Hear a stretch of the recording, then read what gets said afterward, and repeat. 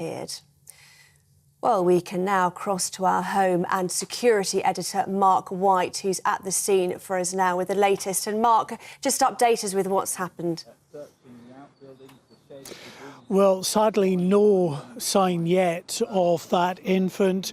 The search continues. The two missing people, of course, who were found last night, Constance Martin and her partner, Mark Gordon, were arrested just 6 minutes after a 999 call was received from a member of the public who had spotted the pair, clearly believed that that was the missing couple and alerted the police. They were quickly on the scene here, just in Golf Drive, which is just where we're broadcasting from just now, in Brighton, just short of some allotments. And this has really been the epicentre for the searching activity that's taken place throughout today. Now, we're told in a police briefing just a short time ago that more than 200 police officers are now involved in the search activity and in door-to-door inquiries, which will be expanded in the coming hours as well. Now, the search,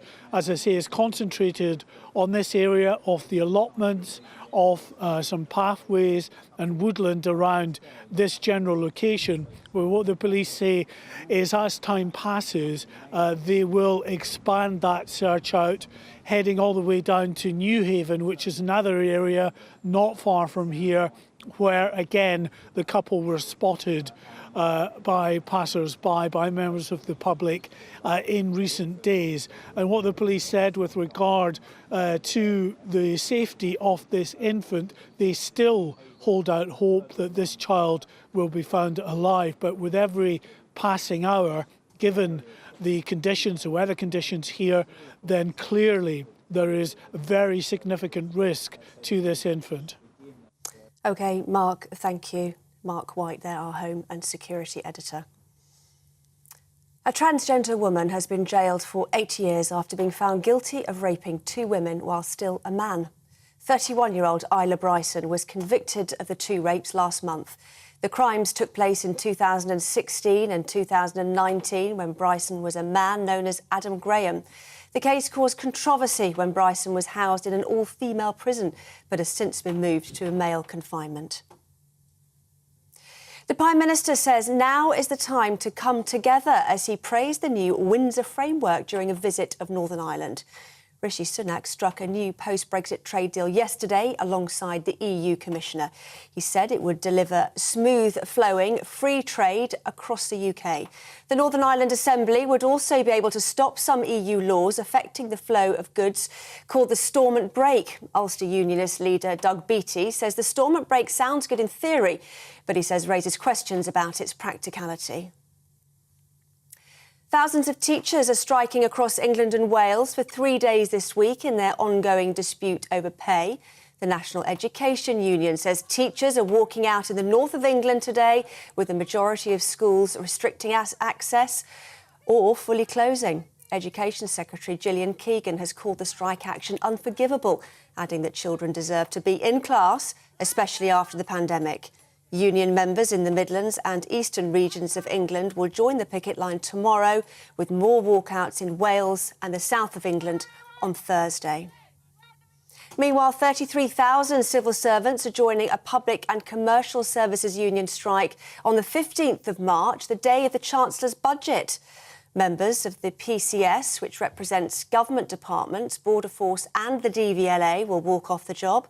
They'll join 100,000 civil servants already due to strike that day, alongside London Underground workers from the ASLEF union who are also striking. Grocery price inflation has reached a new record high of 17.1%. Analyst Kantar says this means an average increase of £811 to yearly household shopping bills. Products such as milk, eggs and margarine have seen the fastest rise in costs. The impact of the vegetable and fruit shortages is not yet included in the new inflation figures.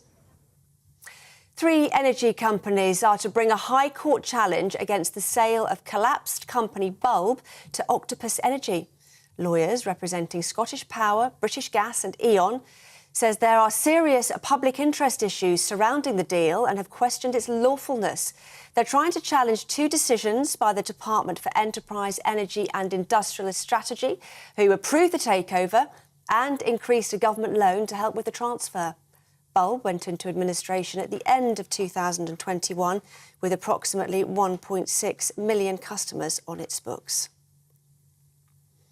Keen stargazers were treated to a second night of seeing the Northern Lights in the UK.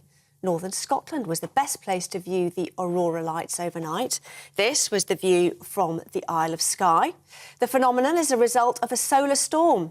They'd previously been seen as far as Cambridgeshire the night before, but cloudy weather prevented a second chance.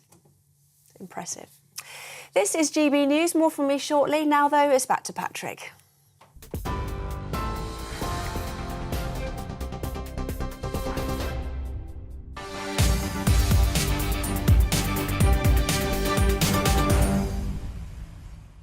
Loads to go out, so ladies and gentlemen, let's get stuck into the big story at the top, and that is Rishi Sunak has been in Belfast today speaking to Stormont's biggest political parties. Now, he's trying to secure support for his deal with the EU over post-Brexit trading arrangements in Northern Ireland. We all know about the technicalities there, but DUP leader Sir Geoffrey Donaldson has said the proposals go some way to addressing concerns that caused its boycott, but some key issues still remain. So we're going to delve into whether or not Rishi Sunak will get the DUP on side, whether it matters, is he just going to steamroll straight through them? But some other big questions for me on this, frankly, which is like, what's it done to Boris Johnson's legacy? I know that we have a lot of Boris Johnson fans who watch and listen to this show. How do you feel about the fact that it looks as though Rishi Sunak might have done something a bit more popular, done the unthinkable? Danny, where does that leave Boris in your book? Meanwhile, though, Sinn Féin's reaction has been a lot more optimistic to this deal. Let's go over now to Belfast. We can speak to GB News' political editor, Darren McCaffrey. Darren, thank you very much.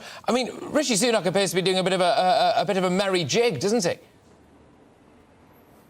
Yeah, he's been on a sales tour, if you like, to a large degree, Patrick. He was, in Windsor this time yesterday, in Parliament last night, now in Belfast today.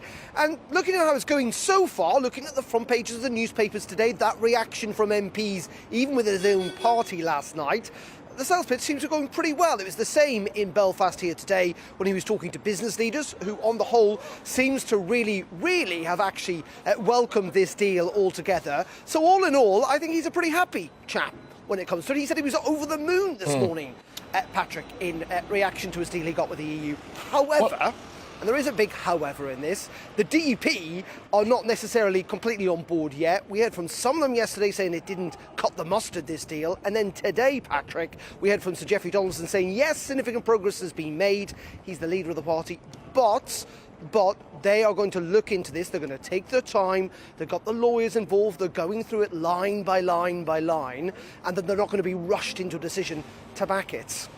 Yes, indeed, and he appears to be indicating that he might just steamroll over the DUP anyway. Rishi Sunak has actually been mocked slightly. We're going to have a big debate on this after you, Darren. We're going to be talking about whether or not, basically, this is Rishi Sunak's masterpiece or otherwise. And he was mocked a little bit for calling Northern Ireland the world's most exciting economic zone, which many people are saying is basically the zone that there was before Brexit, which for a Brexiteer to say is probably a bit of a Freudian slip.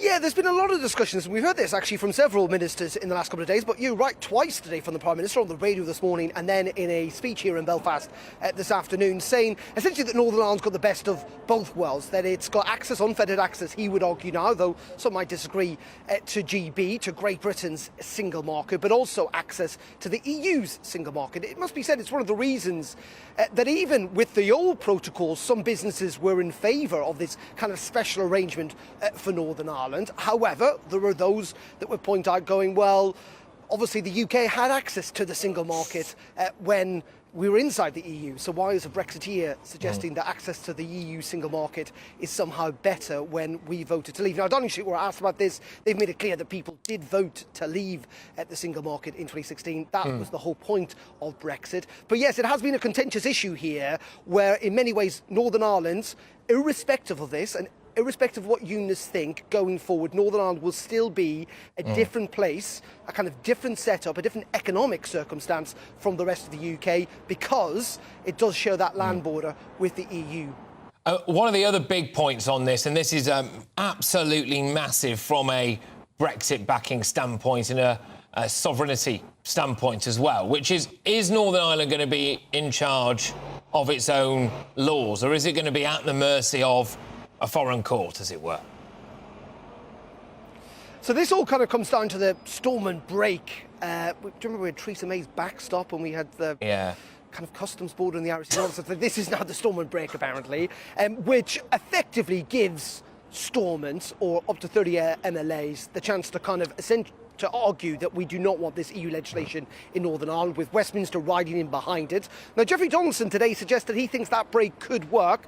There are still some questions about how precisely it will work. But the problem, of course, is at the moment, Patrick, there is no Stormont. There is no Northern Irish Assembly.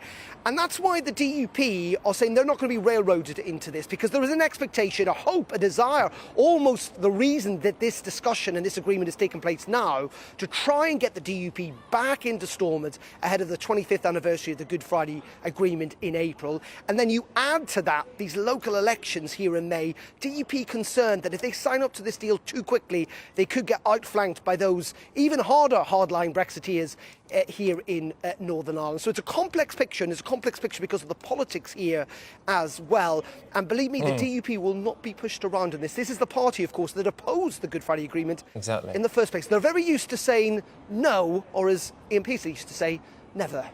Fantastic. Look, Darren, thank you very much. Great stuff. Darren McCaffrey, our political editor, on the scene there in Northern Ireland. Now, I want to ask you, ladies and gentlemen, about this, which is, do you actually think that Rishi Sunak is doing a particularly good job, maybe a better job than you thought, or not? It's a mixed bag in the inbox at the moment. Quite a few of you, including this one from Kevin, who says no deal was always the best deal and should have been the starting point. A couple of people accusing Rishi Sunak of riding in on Boris Johnson's coattails and finishing off something that Boris Johnson started. But another chap here has said, no name on this though, basically said that Boris has now been kicked into the long grass. Although they were a Boris fan originally, they can see that he's now maybe got a bloody nose. But just before I go to my next guest on this, we're going to have a debate on whether or not this is Rishi Sunak's masterpiece or otherwise. If Rishi Sunak has sorted out the old Northern Ireland protocol, which was something, frankly, I hope he does so that I don't have to keep talking about it. If he also gets to grips a bit with the small boats, and now, just to give a bit of context on that, we are reporting anyway that people are going to start coming from different angles on the French coastline, which implies that that usual source of outflow from Calais and Dunkirk is being blocked. So it implies that something is working there. We'll have to wait and see. I'm as sceptical as the rest of you about whether or not we'll ever get to grips with the small boats crisis. Now, the economy. We're hearing as well that Jeremy Hunt has got an extra 56 billion quid to play with, which isn't particularly bad news, is it? If he sorts out the economy, or the economy sorts itself out one way or the other, that's a good thing. Waiting lists in the NHS, if they can come down, they are predicted to come down anyway. He has also, whether or not he intended to do it, it's happened under his watch. He's seen off sturgeon, hasn't he, Rishi Sunak, at the minute? And the calls for Scottish independence, I think it's fair to say, have been pushed back massively. So if you play the tape forward on this, and we do it with a relatively optimistic outlook, and we give it a year of news like this, then actually, is Rishi Sunak your man? And I want to know what you have to say about that. GBviews at gbnews.uk. But today, right now, I am asking, is this new deal Rishi Sunak's masterpiece, or have we still not got Brexit done? And to discuss this, I'm joined by Conservative councillor and former special advisor Claire Pearsall and the deputy leader of UKIP, it's Rebecca Jane. Both of you, thank you very, very much. Rebecca, I will start with you. I normally go ladies first, but there's no point here now, is there? But Rebecca, I will start with you. Do you think that this is a good deal from Rishi Sunak, or are you still angry about it? I am still angry about it. So this is a PR and fluff tour from Rishi Sunak as ever. So we have gone through it, and obviously this is being glossed up, but actually when we've actually gone into the detail of it, it is rotten to the core. So let me just pick up a few points for you. First of all, he says that he cares about people. Well, for me, when you are saying that the DUP does not matter, and regardless of whatever they say, this is probably going to go ahead anyway, that's absolutely ludicrous and out of order. You should be absolutely working with them rather than saying, well, I'm going to do what I want anyway. He says that it's going to make trade easier. No, it's not actually going to fix the problem, because we are still going to have a border between Northern Ireland and Great Britain, whereas any kind of border should be between the Republic of Ireland and Great Britain. Sovereignty. He likes to say that this is restoring Northern Ireland and all the rest of it. but there's no sovereignty because EU are still going to have a say over laws. Essentially, this Windsor Agreement for us is that it's him still lying, that he is returning some small elements that should never have been taken away in the first place, and the storm outbreak absolutely useless because of all the legislation that there is to actually make that happen anyway. All right, well, some strong views there. Claire, you come in now. And I think this is cause for optimism, if I'm honest. And 1,700 pages of EU laws are going to be scrapped, which means there are only 3% which will still apply to Northern Ireland, which is a huge move forward. We haven't seen this before. So I think that it can be hailed as a success. Rishi Sunak seems to have made the EU take more away than we ever thought it possible to have. I think he's pulled off quite a stunt.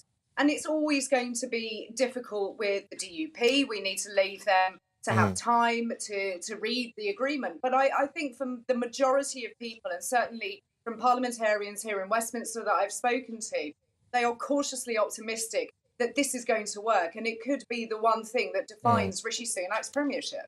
Rebecca, were you a little bit uncomfortable by what a loving it seemed like yesterday? I was always, in a way, slightly reassured, although we were yet to see much of the results of it. But from the clear level of disdain that there appeared to be between Boris Johnson and a lot of people in the EU, part of me quite liked a bit of that, because I thought, OK, we're very much on two different sides, as it were. Whereas with Rishi Sunak, were you a bit concerned by how friendly he appeared to be with Ursula von der Leyen or not? Yeah, absolutely. And I said this, I think it was about a week ago that I sat on this programme, and I said that this is Rishi's way of trying to snuggle up to them, and in a way, he's just trying to... Why on earth are you still trying to work with them when actually our country voted to leave the EU in the entirety? We don't need to be going back begging them to do this and begging them to do that and keeping laws in here and letting them have a say.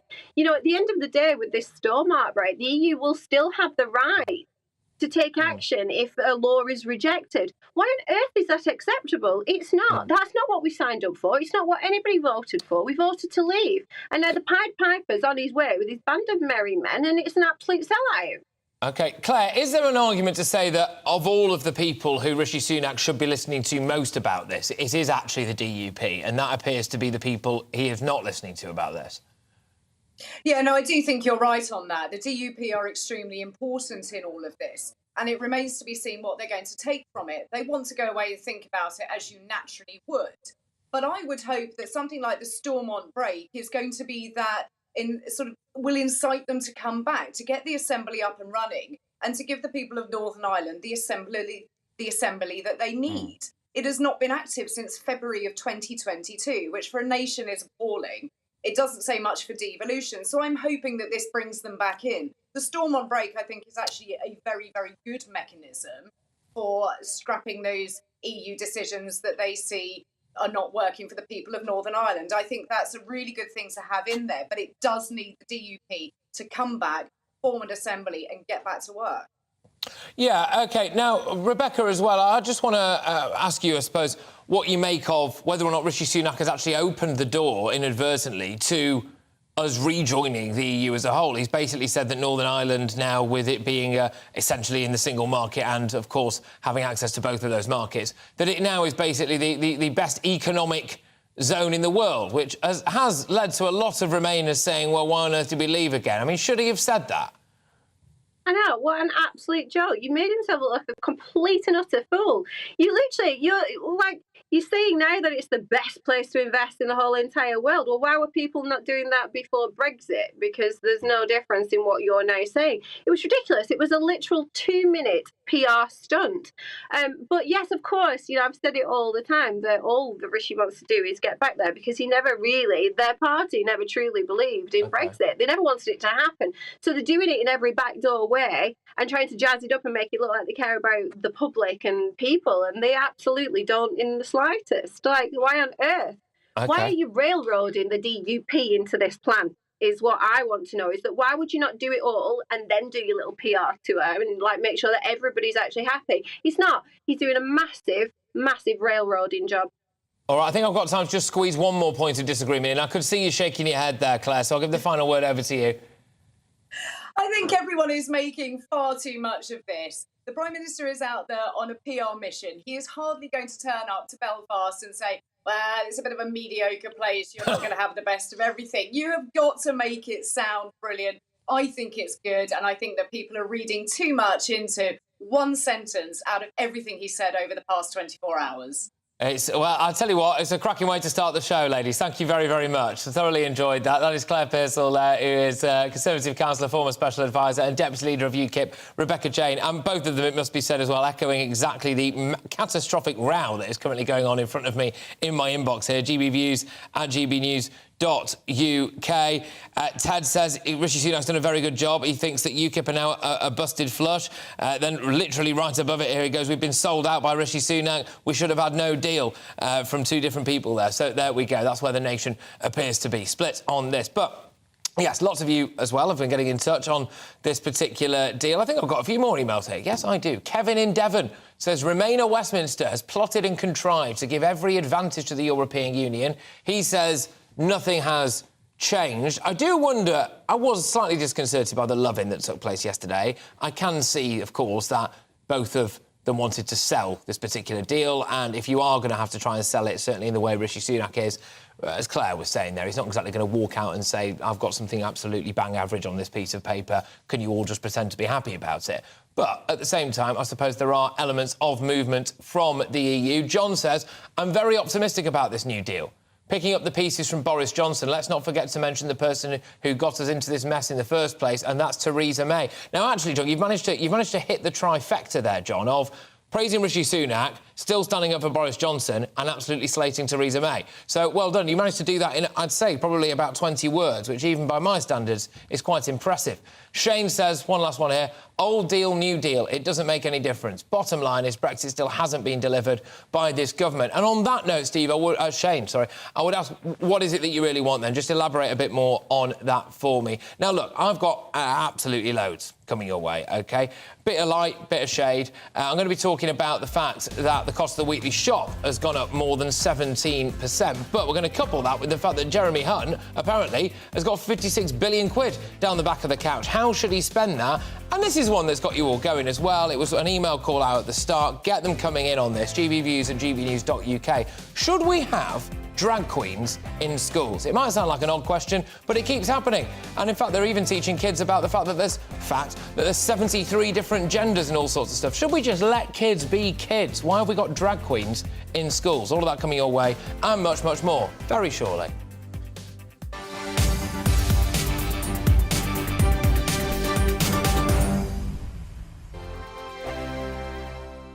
It's all about family, being in people's living rooms, all the interaction and getting to know who our viewers and listeners are. When I was young, my dad used to say, Nana, stop arguing. I wanted an outlet that would enable me to give my opinion. People are going through a really hard time right now, and I know that you don't feel like you're being listened to by the establishment. I came to GB News because it's the People's Channel, and I want the audience to have their say on the events of the day. We're dynamic. We do something different. Democracy shows that the wisdom of the nation is in its people. I get to travel to find out what the story is from a personal perspective. The British people aren't fools. We know when we're not being told the full story. We've got to work out how Britain moves forward from this. It's the best country in the world. The establishment had their chance. Now we're here to represent your views. Britain's watching. Britain's watching. Britain's watching. We're proud to be GB News. The People's Channel. Britain's news channel. Monday to Thursday, 9 p.m. till 11 p.m. Join me, Dan Wootton. I'll bring you the sharpest takes and hottest debates. Do you not believe in prison? I don't believe in prison. I'm completely stunned. I guarantee you there'll be no spin, no bias, no censorship. I actually was personally quite offended by it. And no reason to go to bed. So I guess they've always been quite woke. That's Dan Wootton tonight on TV, radio and online. Monday to Thursday from 9 p.m. till 11 p.m. on GB News. The People's Channel, Britain's news channel. Hello, I'm Michelle Dewberry, and you can join me every weekday 6 till 7 on Jubes and Kerr. You're an inspiration to us all. Clip that bit off. Well, you are. That's my ringtone. My political ambitions those days are gone, I can tell you. She's only teasing. Go on. He's probably going to want to lay down now. I'll give him 2 minutes to have one. Let's respectfully disagree. That's what we like on Jubes and Kerr. Come and join us. GB News, the People's Channel. Michelle Dewberry, weekday evenings at 6 o'clock. I'm Simon Evans. Join me on GB News for Headliners at 11 p.m. What's the scoop? I'll be joined by two of the country's top comedians. That's right. As we take a look at tomorrow's newspapers tonight. We're going to get into trouble. If it's a big story, we'll be covering it. Spill some tea on him. There we go. But we'll also have some fun. I wouldn't stick up a bank. My father didn't love me. So anyway. Headliners every night from 11 on GB News, the People's Channel, Britain's news channel. We are GB News, the People's Channel. And right across the United Kingdom. You can find us on Sky Channel 512. Virgin Media Channel 604. Freesat Channel 216. Freeview Channel 236. And YouView Channel 236. You can also take us with you on DAB+ radio. With the GB News app and at the website gbnews.uk. We're absolutely everywhere. Come join us on GB News, the People's Channel, Britain's news channel.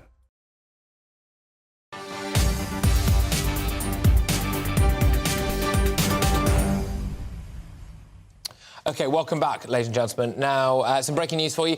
George Patterson, who is believed to have murdered his wife Emma Patterson and daughter Letty before killing himself, died of a shotgun wound to the head. The inquest opening into his death heard at Surrey Coroner's Court. So that is the breaking news for you there.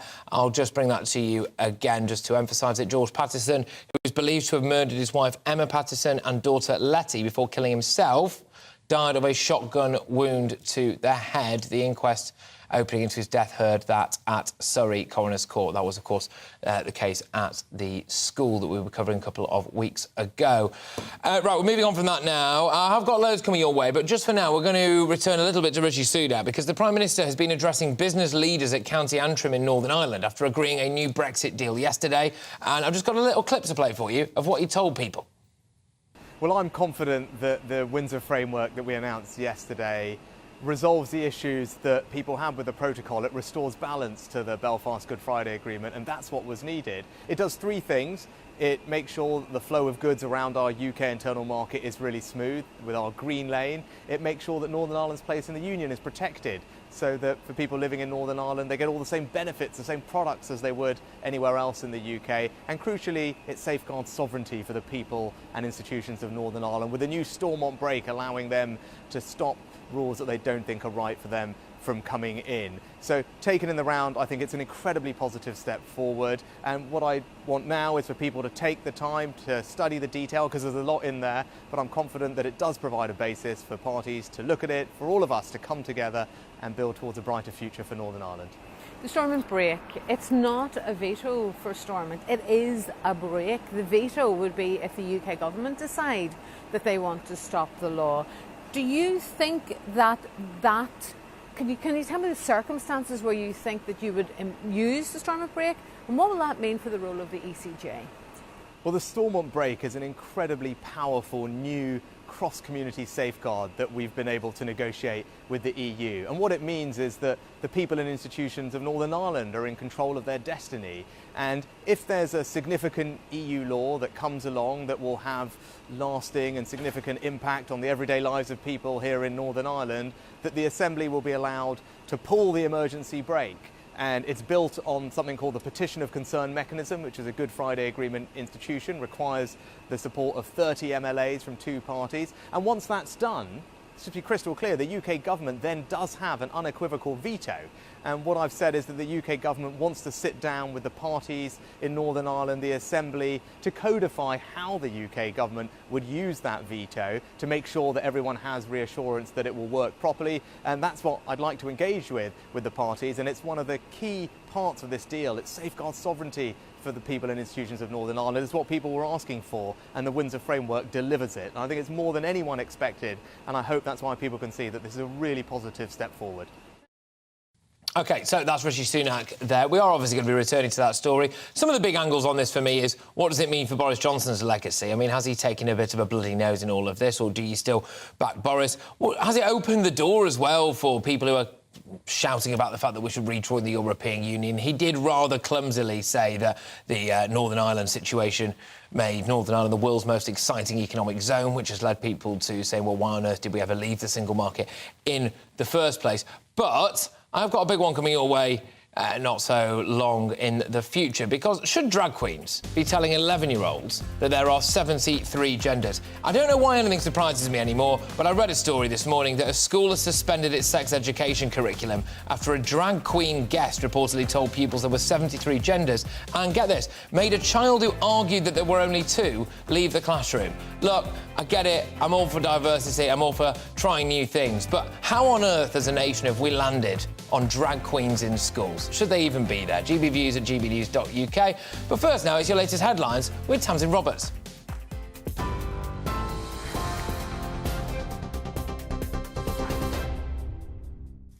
Patrick, thank you. It's 3:32. Here are the headlines from the GB newsroom. More than 200 police officers are involved in a major search for a newborn baby after a missing couple were arrested in Brighton last night. Constance Martin and her partner Mark Gordon went missing in early January, sparking a manhunt to find the couple and their child. Sussex police, who've arrested the pair on suspicion of child neglect, are still searching for the baby, who was thought to be just days old when they disappeared.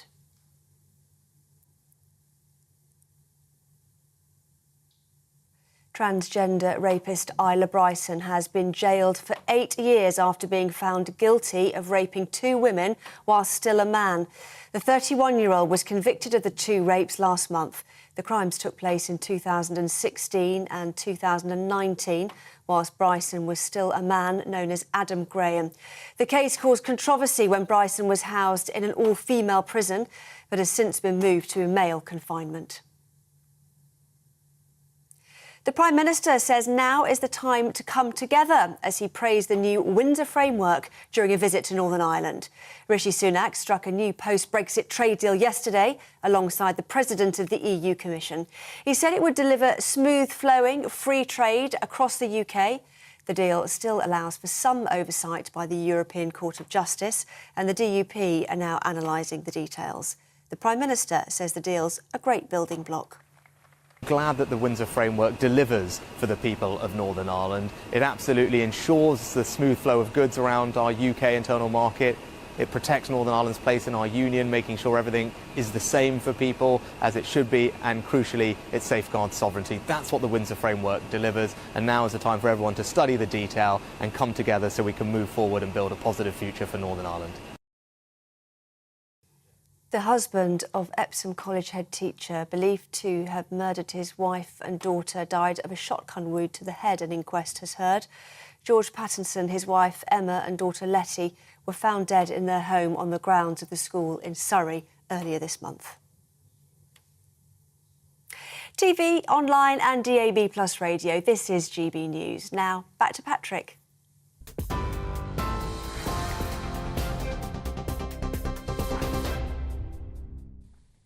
OK, all right, welcome back, everybody. Right now, I've got loads coming your way, but just before we do get stuck into the big drag queen debate, it's probably time we did a bit more serious news, isn't it? And the latest on the cost of living crisis, and more evidence, as if we needed it, that the cost of your weekly shop is still going up. Grocery price inflation has reached a record 17.1%. So this means that it's added more than £800 to the average household annual bill. Now, prices are rising fastest across staples such as milk, eggs, margarine as well. Analysts Kantar said that the latest data, which is for the 4 weeks up to the 19th of February, was the highest level of grocery inflation it had ever recorded. But there is some economic good news as well, and I'm going to be talking about that very shortly, which is the fact that Jeremy Hunt apparently has a £56 billion war chest, OK? But to go through the good and the bad of the economic news and just see if we can focus on a bit more light at the end of this tunnel. I'm joined now by GB News' business and economics editor. It's Liam Halligan with On the Money.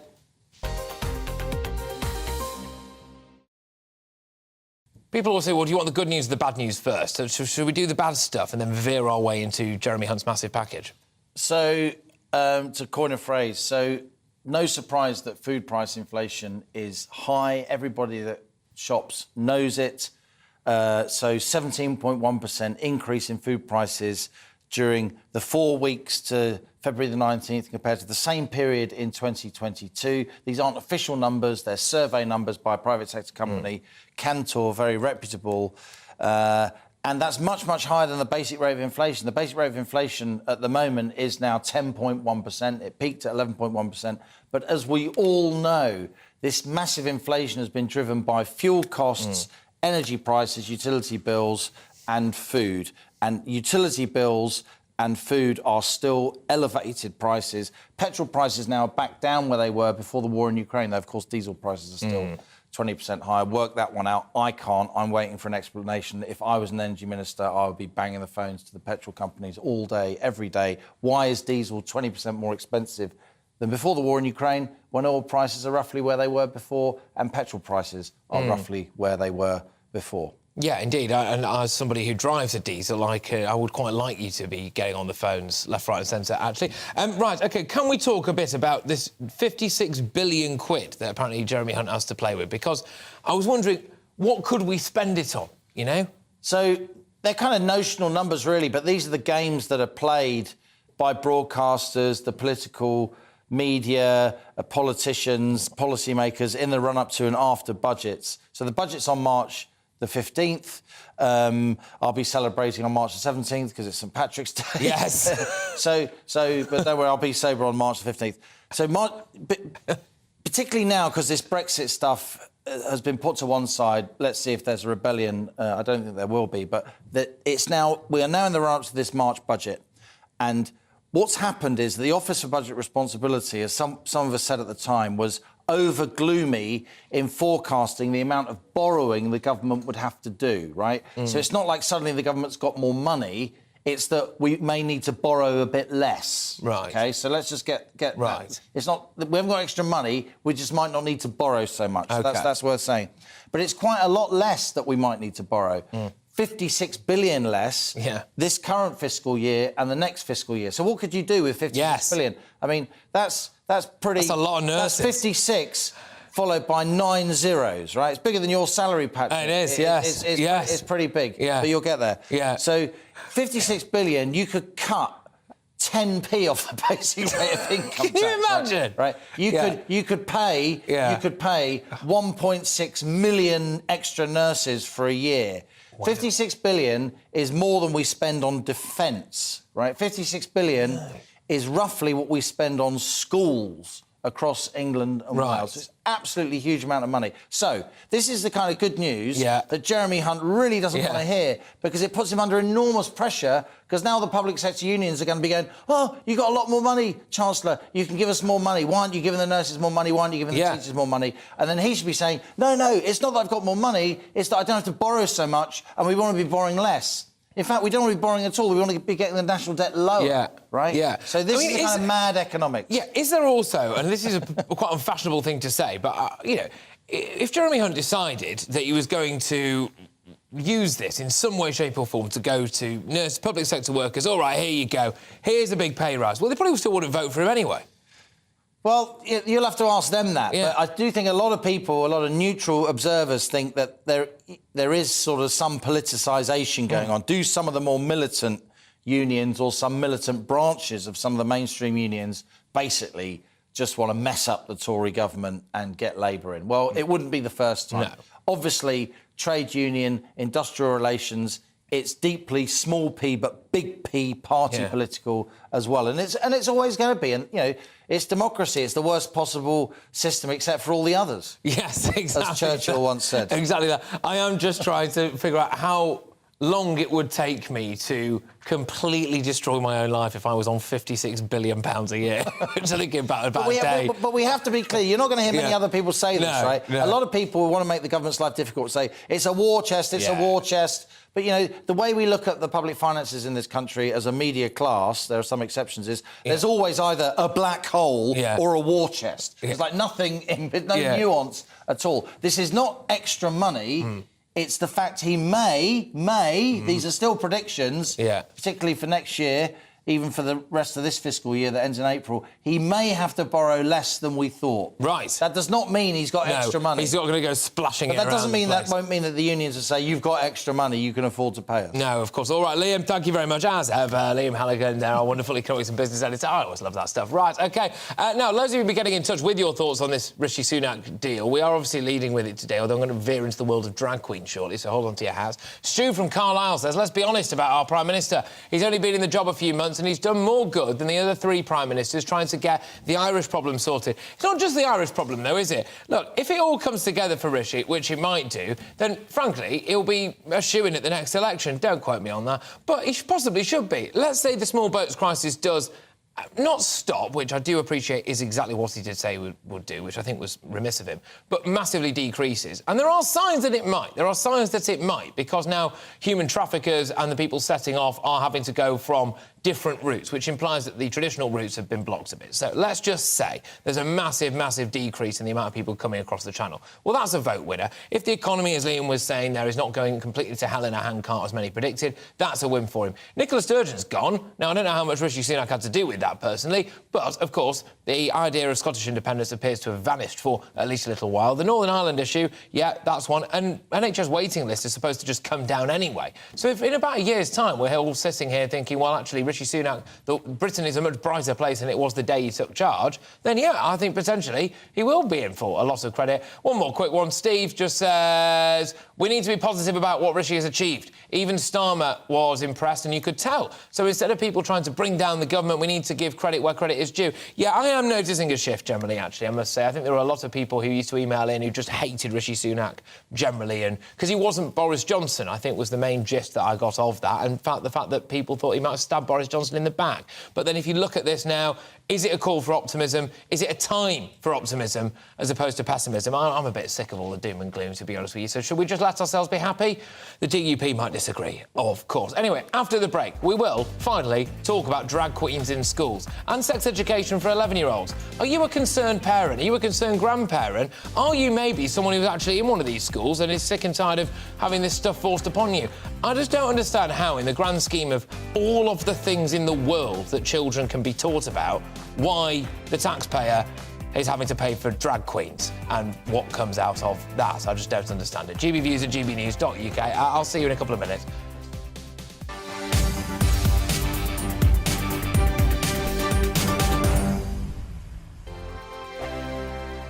I joined GB News because I was sick and tired of not hearing my views being represented, not just mine, but so many people that I knew and spoke to. I just couldn't get my voice out there. I couldn't say anything. I couldn't do anything. Whatever the narrative was, I kind of had to follow it. GB News is there to provide a voice for those who have been ignored by the establishment media. We think different things, we've got a different style. GB News is here to be optimistic and positive about the future. It's real kind of dynamic and flowing, with the audience very much at the heart of it, like a big family.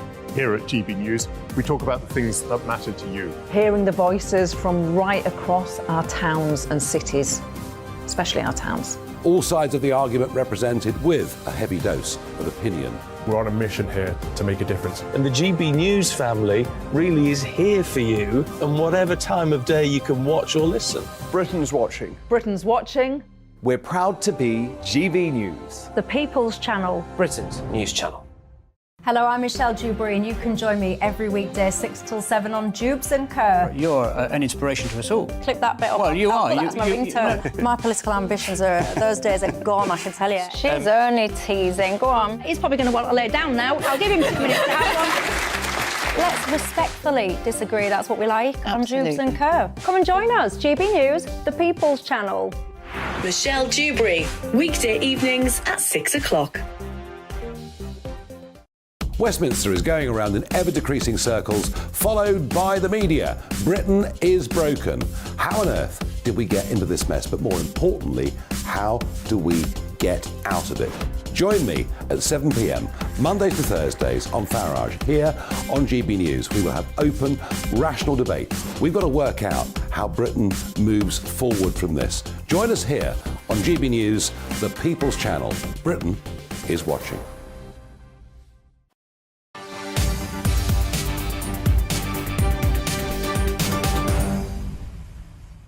OK, welcome back. I've just got an update for you now because more than 200 police officers are involved in a huge search that's underway for a 2-month-old baby after missing aristocrat Constance Martin and her boyfriend Mark Gordon were arrested in Brighton. There was a big search going on for them, wasn't there? Sussex police have appealed to the public to search outbuildings on their own properties and to be vigilant when walking on open land between Brighton and Newhaven.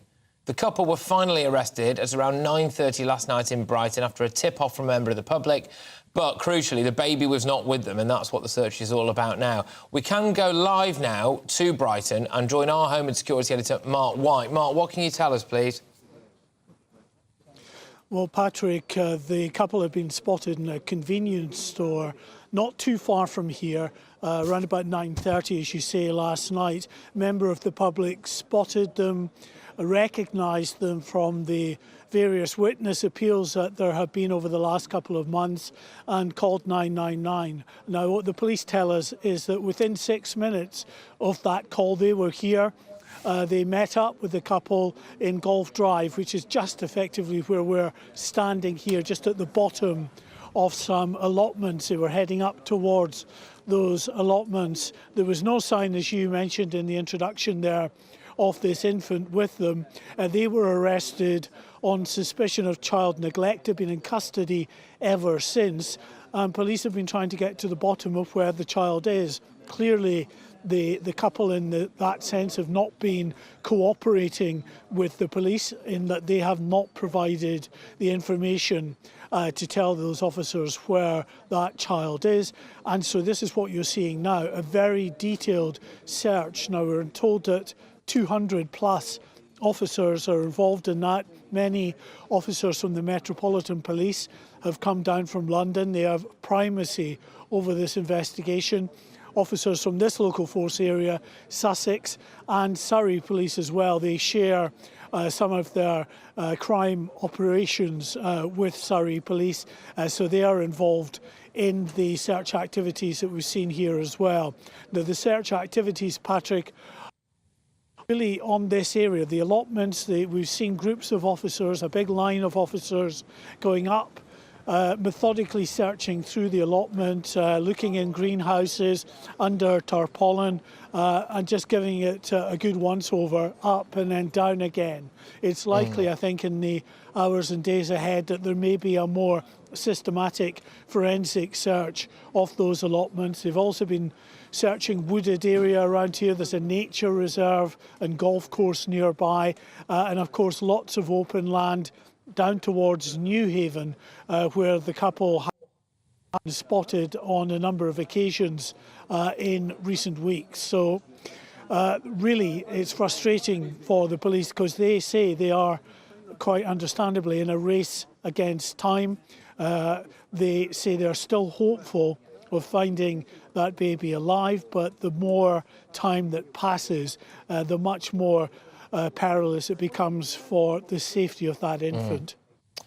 Mark, thank you very, very much. Mark White there, our Home Security editor, who's live in Brighton, and we will bring you the very latest on that incredibly concerning case. Of course, the hunt for that baby continues. Right, well, we're moving away from that now, and something quite radically different, actually. So, now, the ongoing controversy around drag queens visiting schools. And it's emerged that in one incident, OK, a drag queen told a group of 11-year-olds that there were 73 genders. And it's reported that when a pupil replied that there were only 2 genders, the drag queen said, "You've upset me," and the child had to leave the class. There is a catalogue of incidents like this taking place. It has very much become a thing now that drag queens go into schools. And then on top of it, you have some kind of sexual education element to it on top of that. So it's not just a performance, there's also some kind of educational, quotes-unquote, benefit to it all as well, which I find a bit bizarre. But parents have claimed that on other occasions, some pupils at the Queen Elizabeth II High School on the Isle of Man have been taught about sex acts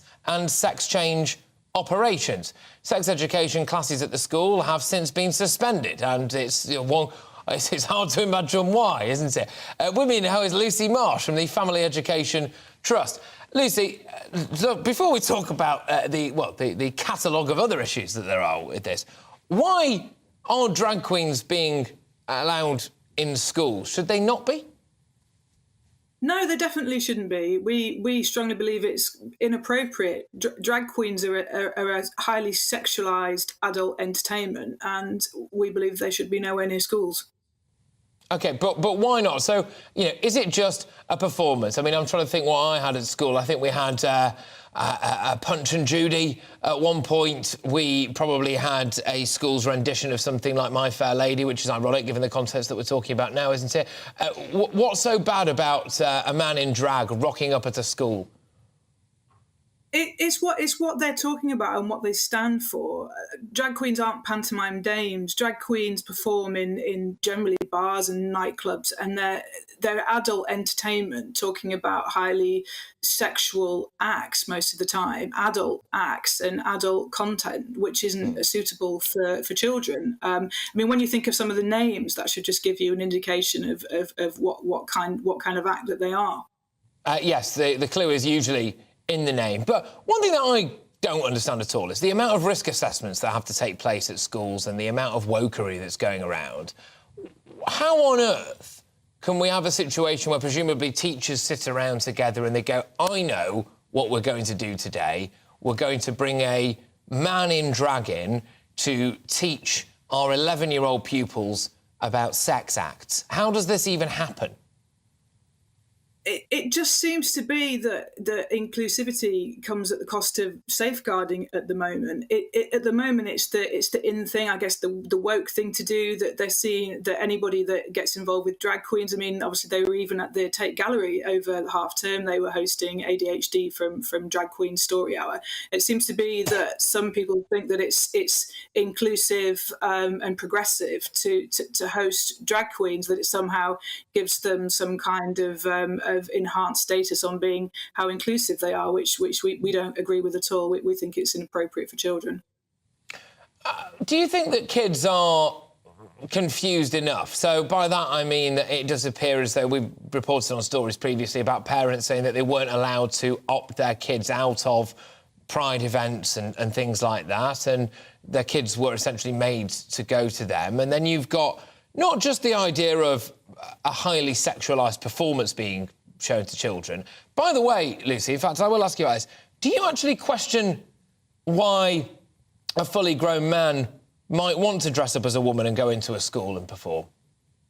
Well, quite. I mean, drag queens have got their niche generally in nightclubs and in other adult venues. So I don't understand the need for why any man would want to dress up like that, and why the need to be in contact with children. I mean, people aren't asking that question. Why do these men want to be in contact with children? That's the question that doesn't seem to be asked. And even a basic safeguarding test would surely ask that question of why these people want to be in contact with children. It just doesn't seem to be happening in schools. Yeah, I mean, I can remember sex education at my school, and it was a bit of a joke. I mean, I think we were taught about the birds and the bees by a science teacher who was wearing socks and sandals, and to be fair, if I had to hazard a guess, I would expect maybe didn't know a huge amount about it anyway. So, yes, but for me, and I want your views on this, ladies and gentlemen, I want your views on this, GBviews at GBnews.uk. Should they be in schools in the first place? I've got loads of emails on this, I'm going to go to that. But it's more about sex education in general, isn't it? Should they just be taught the bare minimum, do you think? And maybe it's up to the job of parents to do the rest of it from that, because there have been massive concerns here from other parents at other schools about the graphic detail in which children as young as 10 and 11 have been taught from their teachers. And I would also hazard a guess to say maybe you don't particularly want your teacher, you don't know that individual, do you? I mean, why would Sandra from the geography department be teaching your child about whether or not they've been born into the wrong body, or etc, etc, etc? Look, loads of you getting in touch. Andy's been on. Andy says, why don't these schools bring in their grandparents? They have an age of experience. There you go. Yeah, I suspect that would be the only way it could get more awkward, wouldn't it? I believe we've got Lucy back now. Lucy, thank you very much. Yeah, sorry about that. We've managed to resurrect you, Lucy. There we go. But yeah, that conversation that I want to have is about just sex education in general a bit, really. So look, I think most people would rightly have serious reservations about whether or not we should bring a drag queen in to teach kids about the birds and the bees. But there's also complaints from parents about just the general way in which sex ed is taught. It's not just about reproduction anymore. I mean, we do have reports here in front of me about parents being amazed at the fact that their 10 or 11-year-old is being taught how to perform very specific sexual acts, and they're not happy with that. Yeah, we're getting contacted by parents probably on a weekly basis who are really concerned about age-inappropriate sex education in schools. Things, I mean, even in primary schools, they're being taught about transgender ideology, explicit sex acts, being taught how to masturbate at a really young age. I mean, I had a parent recently contact me who was really concerned that her child, who was 6 at the time, had come home from school saying that she thought that she might actually really be a boy because she didn't like wearing dresses, and it came to light that the school had been using Jigsaw as a resource which promotes the transgender pilot Roberta Cowell, and the parent was like, well, why does my 6-year-old need to know about this? Surely they only need to be knowing where babies come from. They don't need to be taught that they perhaps could be born in the wrong body. So it's transgender ideology, and then the explicit act that was being taught about, which is it's exposing children to the risk of sexual abuse if they're being taught about stuff that they're too young to understand the consequences of it. Look, I do agree with you, Lucy. Thank you very much, Lucy Marsh there from the Family Education Trust. I mean, did anybody else find it ludicrous, of course, that kids aren't allowed to play conkers in the school playground, but someone with conkers can walk into a school and perform a dance in front of the kids? Anyway, Patrick Christys on GB News. After the break, we will get more on the search for that missing baby after a couple were arrested in Brighton last night. A bit of breaking news there. And there's also the latest, of course, on the issue in Scotland in relating to men being in women's prisons. See you in a tick.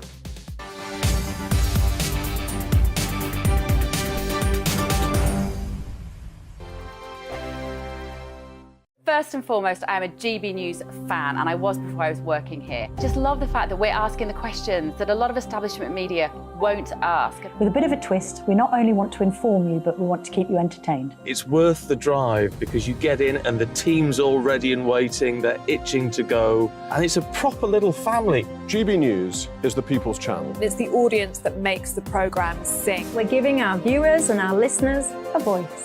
I see the thousands of your letters, tweets, emails, you name it, coming in. Britain is broken. How on earth did we get into this mess? But more importantly, how do we get out of it? The establishment had their chance. Now we're here to represent you. It's time for something different. It's time for GB News. I'm very patriotic. I believe in Britain. Our best days lie ahead. Britain's watching. Britain's watching. Join us here on GB News. The People's Channel. Britain's news channel. Monday to Thursday, 9 p.m. till 11 p.m. Join me, Dan Wootton. I'll bring you the sharpest takes and hottest debates. Do you not believe in prisons? I don't believe in prisons. I'm completely stunned. I guarantee you there'll be no spin, no bias, no censorship. I actually was personally quite offended by it. And no reason to go to bed. So I guess they've always been quite woke. That's Dan Wootton tonight on TV, radio and online. Monday to Thursday from 9 p.m. till 11 p.m. on GB News. The People's Channel, Britain's news channel. I'm Simon Evans. Join me on GB News for Headliners at 11 p.m. What's the scoop? I'll be joined by 2 of the country's top comedians. That's right. As we take a look at tomorrow's newspapers tonight. We're going to get into trouble. If it's a big story, we'll be covering it. Spill some tea on him. There we go. But we'll also have some fun. I wouldn't stick up a bank. My father didn't love me. So anyway, Headliners every night from 11 on GB News, the People's Channel, Britain's news channel.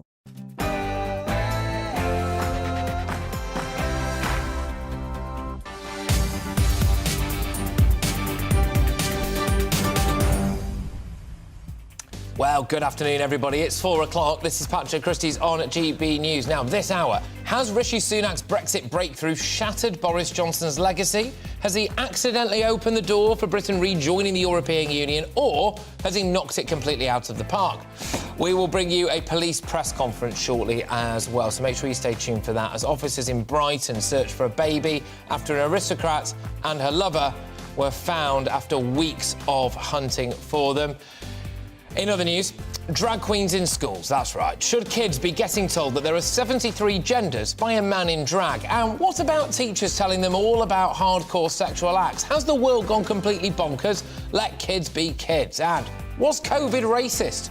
Again, you heard me correctly. The COVID-19 inquiry is looking at whether or not racism could be to blame for so many people from ethnic minority backgrounds dying. And Jeremy Hunt has been given an extra 56 billion quid in a way to play with the budget. But where should that hypothetical money go? Right, look, get on to me, people. GBViews at gbnews.uk. Answer for me, please, these two questions. Has Rishi Sunak's deal damaged Boris Johnson's legacy? You've not been shy in that one so far. Also, as well, should there be drag queens in schools? GBViews at gbnews.uk. But right now, it's your headlines with Polly Middlehurst.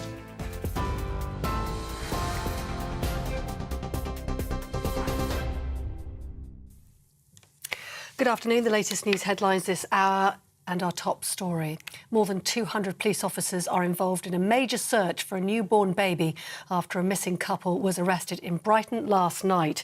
Constance Martin and her partner Mark Gordon went missing in early January, sparking a manhunt to find the couple and their small child.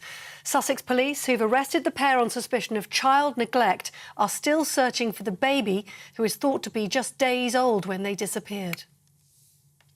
In other news today, a transgender woman has been jailed for 8 years after being found guilty of raping 2 women while still a man. 31-year-old Isla Bryson was convicted of the 2 rapes last month. The crimes took place in 2016 and 2019 when Bryson was a man known as Adam Graham. The case caused controversy when Bryson was housed in an all-female prison, but has since been moved to male confinement. The Prime Minister says now is the time to come together as he praised the new Windsor framework during a visit to Northern Ireland. Rishi Sunak has struck a new post-Brexit trade deal alongside the EU Commissioner, and he said it would deliver smooth-flowing free trade across the UK. The Northern Ireland Assembly would also be able to stop some EU laws affecting the flow of goods, that being called the Stormont Break. Ulster Unionist leader Doug Beattie says the Stormont Break sounds good in theory, but does raise questions when put into practice. The Prime Minister says the UK government wants to work with Stormont on a new deal. If there's a significant EU law that comes along that will have lasting and significant impact on the everyday lives of people here in Northern Ireland, that the Assembly will be allowed to pull the emergency brake. And it's built on something called the Petition of Concern mechanism, which is a Good Friday Agreement institution, requires the support of 30 MLAs from 2 parties. And once that's done, to be crystal clear, the UK government then does have an unequivocal veto. And what I've said is that the UK government wants to sit down with the parties in Northern Ireland, the Assembly, to codify how the UK government would use that veto. Now, thousands of teachers are striking across England and Wales for 3 days this week in their ongoing dispute over pay. The National Education Union says teachers are walking out in the north of England today, with the majority of schools restricting access for pupils or fully closing schools. Education Secretary Gillian Keegan has called the action unforgivable and said children deserve to be in class, especially after the pandemic. Union members in the Midlands and eastern regions of England will join the picket line tomorrow, with more walkouts in Wales and the south of England on Thursday. And the capital city is facing significant disruption on the day of the Chancellor's budget next month, as tens of thousands of public sector workers plan to go on strike. 33,000 members of the Public and Commercial Services Union, which represents government departments, Border Force and the DVLA, will walk out on March the 15th. They're going to be joining 100,000 civil servants already due to strike that day. London Underground staff with the union ASLEF are also planning industrial action in a dispute over pensions and working conditions. Now, just in the last hour, it's been confirmed that the husband of Epsom College's head teacher died of a single gunshot wound. That's according to the coroner's inquest being held in Surrey. George Patterson is believed to have murdered his wife, Emma, and their 7-year-old daughter, Letty, before killing himself. The 3 were found dead in their home in the grounds of the prestigious school in Surrey early this month, along with a firearm which was legally registered to Mr. Patterson. Grocery price inflation has reached a new record high of 17.1%. Analyst Kantar says this means an average increase of £811 to yearly household shopping bills. Products such as milk, eggs and margarine have seen the fastest rises in costs. The impact of the vegetable and fruit shortages is not yet included in the new inflation figures. And 3 energy companies are to bring a High Court challenge against the sale of collapsed company Bulb to Octopus Energy. Lawyers representing Scottish Power, British Gas and E.ON say there are serious public interest issues surrounding the deal and have questioned its lawfulness. They're trying to challenge 2 decisions by the Department for Enterprise, Energy and Industrial Strategy, who approved the takeover and increased a government loan to help with the transfer. Bulb went into administration at the end of 2021 with approximately 1.6 million customers on its books. That's all from me for now. Back in half an hour.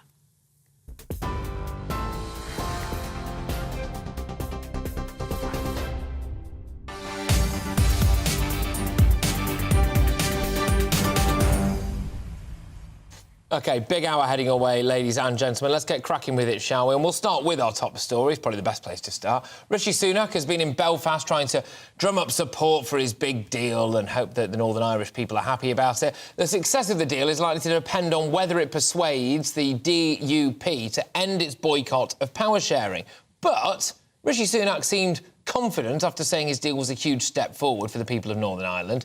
He is, of course, also threatening to essentially just plough on with it anyway, despite what the DUP may or may not think. Let's cross over now to Belfast and speak to GB News' Northern Ireland reporter, Dougie Beattie. Dougie, thank you very, very much. Is Rishi Sunak at risk of ignoring the DUP here, to his peril? Well, he is going to ignore them. That's exactly what he's going to try and do. And he's actually trying to bounce them back into government. And he's trying to bounce it back in with headlines rather than having a look at the detail. And one thing that he should know as a Prime Minister, any time any Prime Minister has ever tried to bounce unionism of any colour to some sort of deal that it doesn't want, it never works out very well, either for the unionists or for the Prime Minister, it must be said.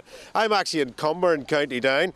Why here? Well, this is the very place that the DUP, little villages like this, the heartlands of DUP voters, that'll have to buy this deal when the DUP look at it and examine the minutiae of it.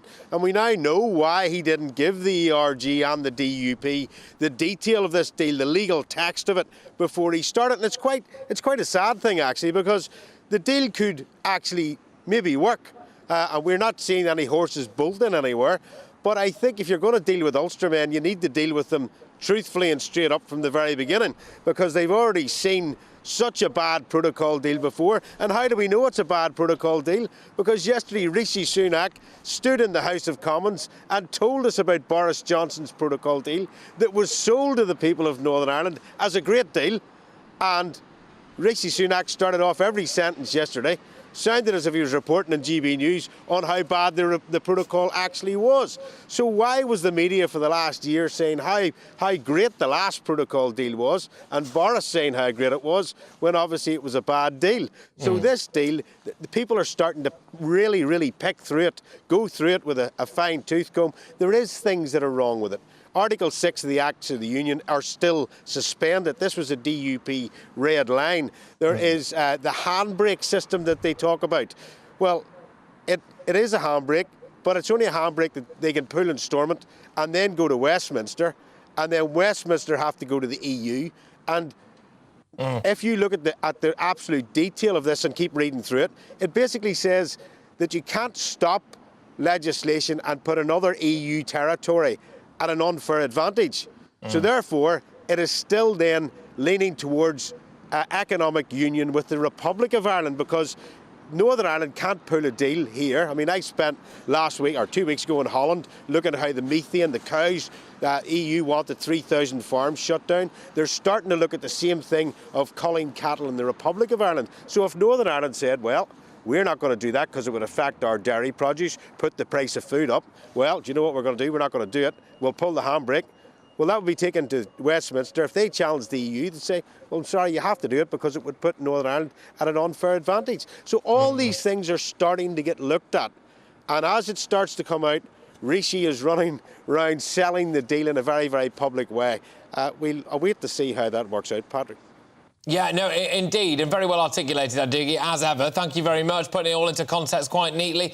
Doogie Beattie there, on Northern Ireland reporter. Just emphasising that is a big factor in this deal, isn't it? Which is whether or not Northern Ireland and the people of Northern Ireland and the politicians are going to have basically legal autonomy. And despite the fact that they've tried to roll it in glitter, it appears that no, they will not. And would that stop the DUP getting behind it? One would suspect so. Rishi Sunak saying pretty much, well, I'll just ignore you anyway. In all of this, should it actually be the flip side of what's going on? Should it actually be that the one group of people that Rishi Sunak is really listening to should be the DUP and the ERG, your more hardliners, maybe more ideological people when it comes to Brexit? Should he be listening to them as opposed to everyone else? Although years down the line, is anyone surprised that anyone in power wouldn't, really, because it's that group of people who've been let down from start to finish, some people would say. But let's go over now to one of the more controversial moments from yesterday, OK? So we've done your technical stuff in the way that only we can. The King's meeting with the EU chief Ursula von der Leyen. Now, we were covering this a bit yesterday. We're going to delve into it more now because the anger is still brewing. It angered unionists as Rishi Sunak sought their support over his new post-Brexit trade deal regarding Northern Ireland.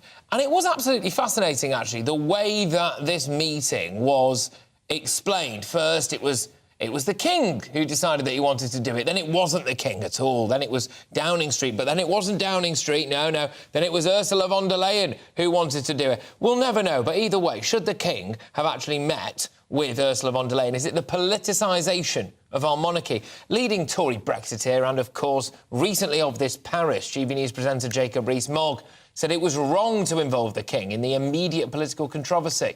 But was King Charles just acting upon his constitutional role? This debate writes itself. We might as well go to it now. And I'm joined by royal commentator Michael Cole, and joining me live in the studio is the political commentator and a communications officer at the IEA. It's Reem Ibrahim. Thank you very, very much.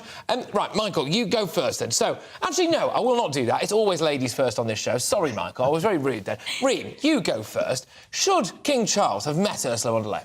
Absolutely not. I think that Jacob Rees-Mogg was quite right about the political controversy around the Northern Ireland Protocol and around the Windsor Agreement. I think it has to be clear about this. Ursula von der Leyen seemed to think that it was OK to sort of come out and talk about the things that they said. So they said that King Charles and Ursula von der Leyen spoke about climate change. They spoke about their undying support for Ukraine. Look, whatever your views are on both of these issues, this should not be brought forward constitutionally. It is quite difficult to have these conversations, and I think that the monarchy shouldn't be involved in this. When we're thinking about the way that the Northern Ireland Protocol actually did not work, I mean, we've been very clear about that. The media coverage on the Northern Ireland Protocol and sort of the way that the government have been able to sell it have been incorrect. I mean, they've essentially said that there's huge amounts of red tape, huge amounts of bureaucracy that are now going to be removed. The King should not be involved in such matters with such huge political controvery. All right, I'll come back to you, Reem. Lots to go out there. Michael, I will finally come to you now. So do you think the King was right to meet Ursula von der Leyen? Yes, he was. The King, of course, as we all know, acts upon the advice of the government, the Prime Minister of the day. The King is the monarch, but Parliament is sovereign. However, there's nothing completely unwrong or in any way improper about him meeting Ursula von der Leyen, the President of the European Union, effectively the head of state of the European superstate. That would happen at any time. And I would have preferred, actually, if I'd been asked for advice, as you've asked me for advice, I would have preferred if he'd actually seen her after it had been signed off properly by Parliament at Westminster and in Brussels. But as it is not improper in any way for him to have met her. And it seems very clear that it is now the settled policy of our government, and it's going to get a parliamentary majority because Labour has clearly said that they are going to support the government position on this. So it's a settled policy. It would be entirely right and proper for him to have seen her, as he did over the cucumber sandwiches and lapsang sushi tea yesterday at Windsor Castle. That's the kind of level of detail you get from a proper royal commentator, that, by the way. I mean, he's one step away from telling us what colour the curtains are, actually. But, Reem, I'll bring you back in here, because, look, I said it was all about Northern Ireland protocol. What about Ursula von der Leyen breaking royal protocol? She's come out and she's spilled the beans about what... That's a big no-no. Well, she did spill the beans, and I do think it's improper for the head of state of the United Kingdom, for King Charles, to meet with Ursula von der Leyen just immediately after such huge amounts of political vulnerability. Within this controversy, we know that Northern Ireland Protocol was incredibly controversial. We know that the red tape and the bureaucracy was very difficult to cut through. And now, hopefully, we're going to see that this will change. However, Northern Ireland is still under the ECJ's jurisdiction. This is still controversial. We haven't got the support from the DUP yet.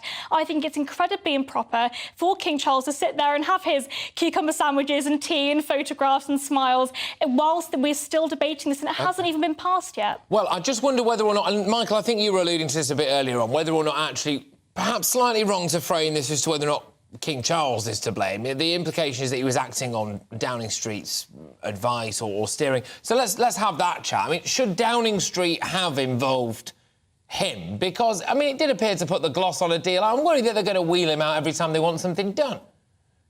Well, I don't think the allegedly grey men of Buckingham Palace wouldn't have acted without they'd had a good nudge in the ribs from Downing Street to do this.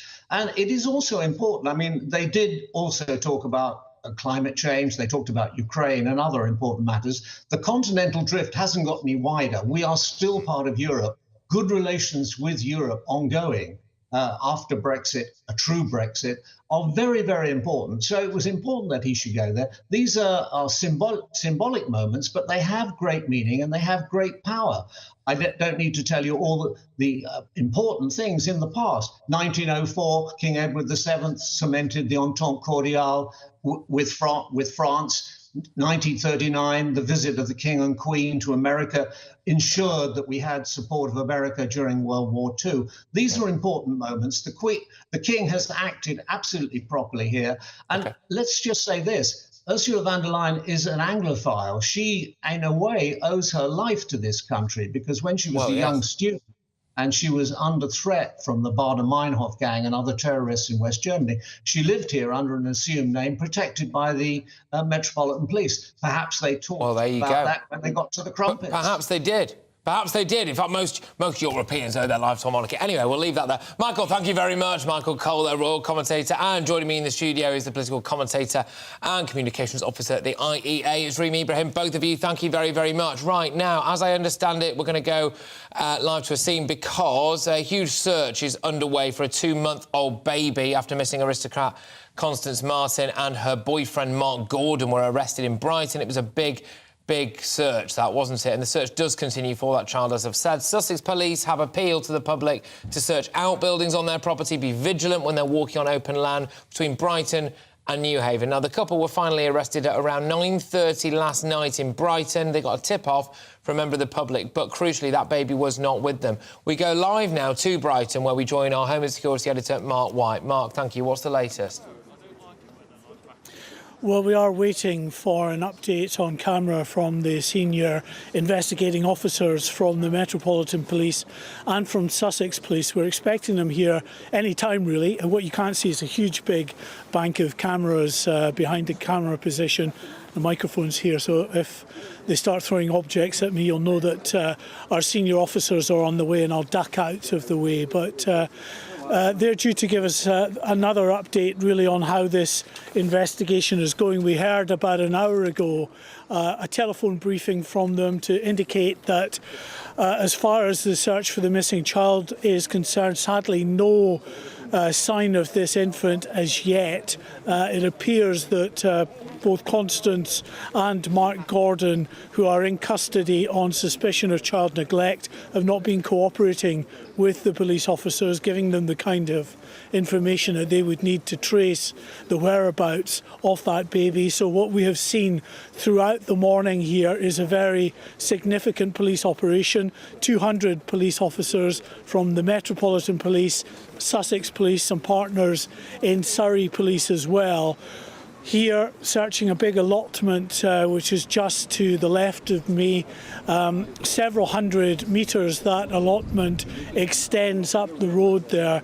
A line of officers have been through that allotment throughout today, throughout the morning, and then back again. It's probable that in the hours and the days ahead we might see a more methodical forensic search of the allotment area. We understand that so far there's been no indication yet of where this couple might have been living, if they were living rough anywhere around here. They were seen at a convenience store which is just a couple of minutes down the road from where I am. It was about 9:30 last night. A member of the public spotted them, recognised their faces from some of the many appeals that there have been over the last 2 months, and then dialed 999. Now, Sussex police tell us that they had a patrol car here at the scene within 6 minutes of that 999 call. The couple were spoken to and then arrested at the scene. They've been questioned, of course, overnight and throughout today, but the detectives are still trying to ascertain a proper credible story as to where that child might be. They say that they're hopeful that this child can still be found. Clearly, with every passing hour, given the weather conditions as well. We've got a northerly wind today. It's very cold here. It's starting to rain now. Any child out in the open, that would be very, very troublesome indeed. But even, if they're under some shelter, the conditions are not ideal at all.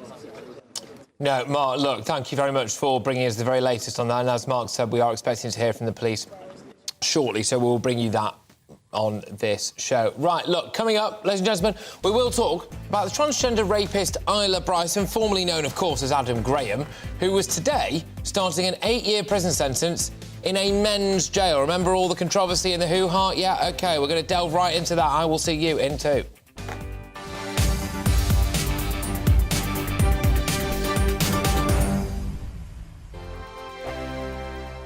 It's all about family, being in people's living rooms, all the interaction and getting to know who our viewers and listeners are. When I was young, my dad used to say, no, stop arguing. I wanted an outlet that would enable me to give my opinion.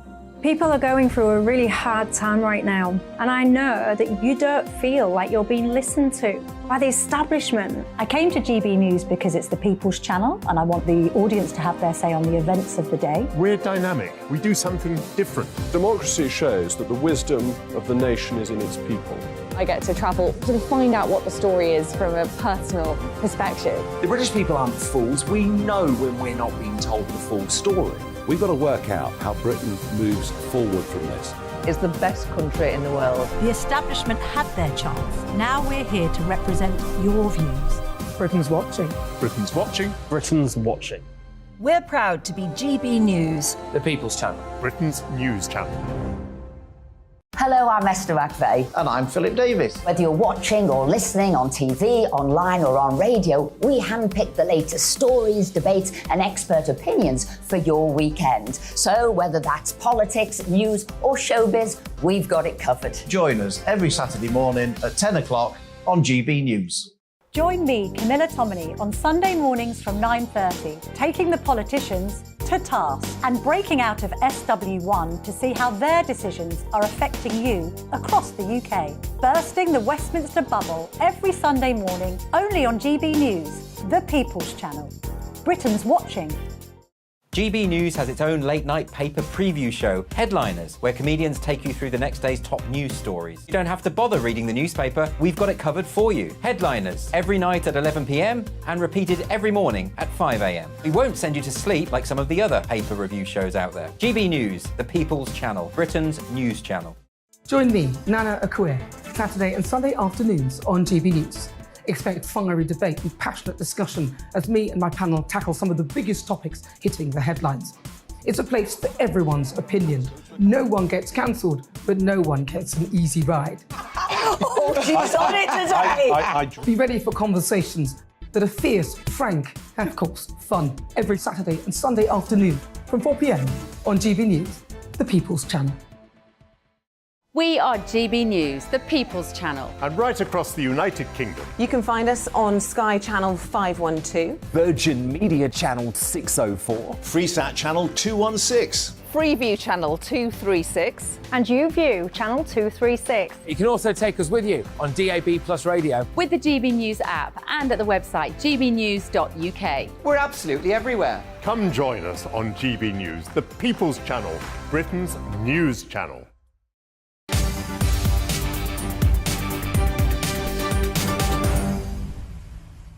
Welcome back. Now, we always cover the most controversial topics on this show, and this is no different because transgender rapist Isla Bryson, formerly known, of course, as Adam Graham, has been jailed now for 8 years and, importantly, will not be behind bars in a Scottish women's prison. This caused a lot of hoo-ha. A lot of people are thinking, I wonder what it will be that brings Nicola Sturgeon down. Well, it turns out that, in part, it's a man in a wig wearing a pink coat. So there we go. The judge told Bryson that they are not the victim in this situation. And it comes as transgender women convicted of violent crimes will be banned from female prisons under new rules to be introduced in England and Wales. Justice Secretary Dominic Raab backed the ban, commenting that safety has to come first in our prisons. Here to discuss this further is the co-director of For Women Scotland. It's Susan Smith. Susan, thank you very, very much. I mean, I suppose, in a roundabout way, sanity has prevailed, has it? In a very roundabout way, yes, but it's quite clear that this was something that could have been forestalled, that people were warning about. We had signs at a rally recently saying, "We told you so." And, you know, it's still not perfect in Scotland. We still have 5 male people in women's prisons who are exceptionally violent criminals, and they are not going to be moved as far as we're aware. OK, all right. And just when it comes to this now, do you really think if it wasn't for campaigners like yourself, or if it wasn't for, you know, getting a certain amount of coverage, for example, if there wasn't a controversy whipped up about it, what would currently be happening is that today, quite possibly, we would be seeing a man with bits intact going into a sex offender as well, as must be said, going into a woman's prison, and, you know, that would have just been fine. It would have gone under the radar. Yes, and, you know, we're only in February, and this is only one of 3 cases involving individuals who've identified as trans that have come to court this year. So, you know, there's quite a few that could have been heading towards women's prisons, but for the outcry about this. I think, you know, that picture of Graham Bryson outside the court in the leggings was a bit of a game changer as far as that was concerned, but you know, it's still an issue, and we still need clarity on the rest of the people in the Scottish Prison Service, because the Scottish Prison Service have not updated their guidance properly really at all yet. Can I just ask you this? It is relevant, obviously. I hope you appreciate the tone in which I mean it, but let's just say that Isla Bryson goes into the man's prison and suffers as a result of being a transgender woman, whatever the correct terminology is now. How would you feel about that? Look, I think prisons, especially for men's prisons, are very dangerous places, or can be very dangerous places. They're not always. And there are men in there who are exceptionally vulnerable. We know that gay men, young men, weak men, old men, men with learning disabilities are at risk, at heightened levels of risk. And we really need to make sure the prison service keeps those people safe. And that is why they do have wings for vulnerable prisoners. And so they should be able to cope with someone like Bryson within that structure, because they already have a structure for coping with vulnerable men in male prisons. You know, one thing that I think has escaped a lot of attention in all of this, which is that this individual has been sentenced for rape, 2 women, and the sentence is 8 years. I mean, that in itself is not a particularly long time for the crimes. If you ignore all the guff about whether or not this individual is well, I can't even believe I'm asking that, whether or not they're a man. I mean, we all know the reality there. But, yeah, if we ignore all of that, right, I mean, 8 years for 2 rapes sounds pretty mediocre, to say. They're a paltry sentence, isn't it? Well, and he won't serve that. You know, he could well be out in half that time.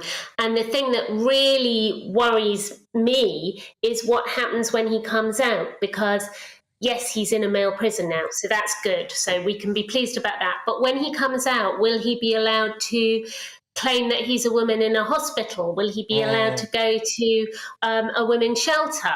The judge has said, I think, that he'd be supervised for 3 years on release, but I don't know what that means. You know, this is somebody who has already put himself into a college with a lot of teenage girls and took advantage of that and watched them getting undressed and all this sort of thing.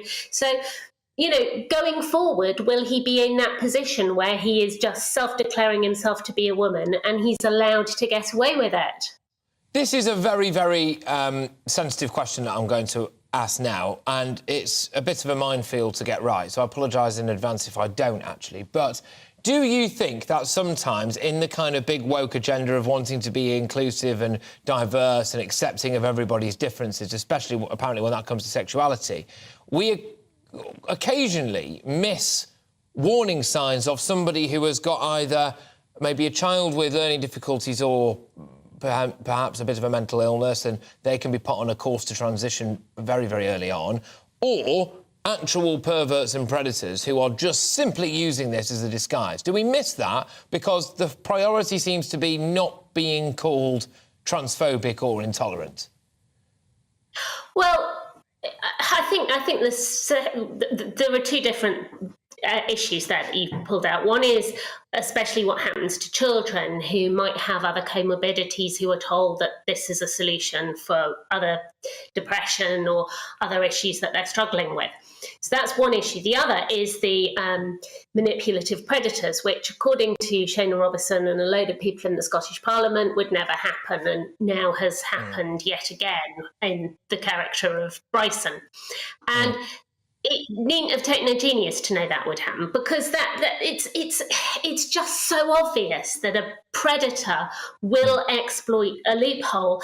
And, you know, I remain extremely frustrated by what the Scottish politicians have said. You know, the outgoing First Minister said she didn't have the information to know if this was a man or a woman. Well, the whole point of the law that they tried to put in was that nobody got that information. Nobody was allowed any information. We just had to take their word for it. And this case exposes how ridiculous that was. Well, exactly. And there appears to be a bit more madness down the road, especially if Hamza Yusuf is a shoo-in. Anyway, look, Susan, thank you very much. Thank you very much. Susan Smith, who's co-director of For Women Scotland, just reacting to that bonkers case, really.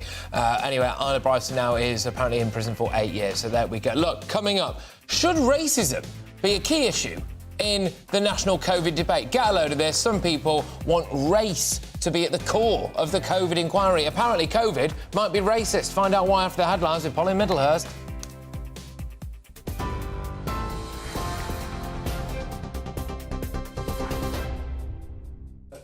Well, the latest news headlines this hour, and as you've been hearing in Patrick's programme, right now, more than 200 police officers are involved in a massive search for a newborn baby after a missing couple was arrested in Brighton last night.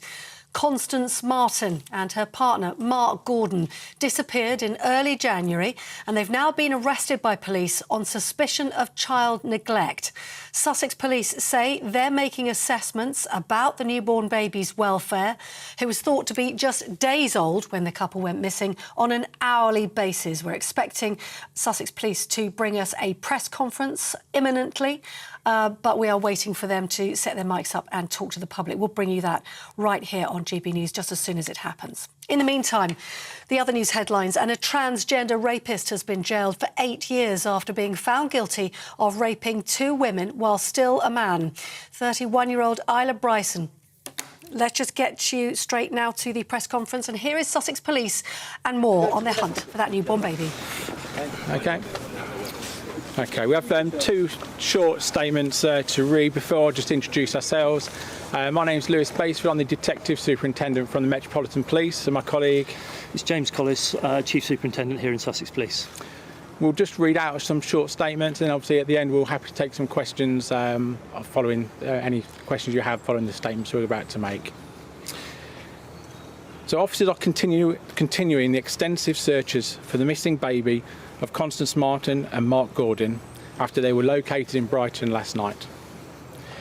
The pair of villas at around 21:30 hours on Monday the 27th of February after a member of the public saw them in the shop in Hollingbury Place. I can confirm that they were initially arrested on suspicion of child neglect. I can now confirm that they have been further arrested on suspicion of gross negligence manslaughter and that they remain in custody at police stations in Sussex.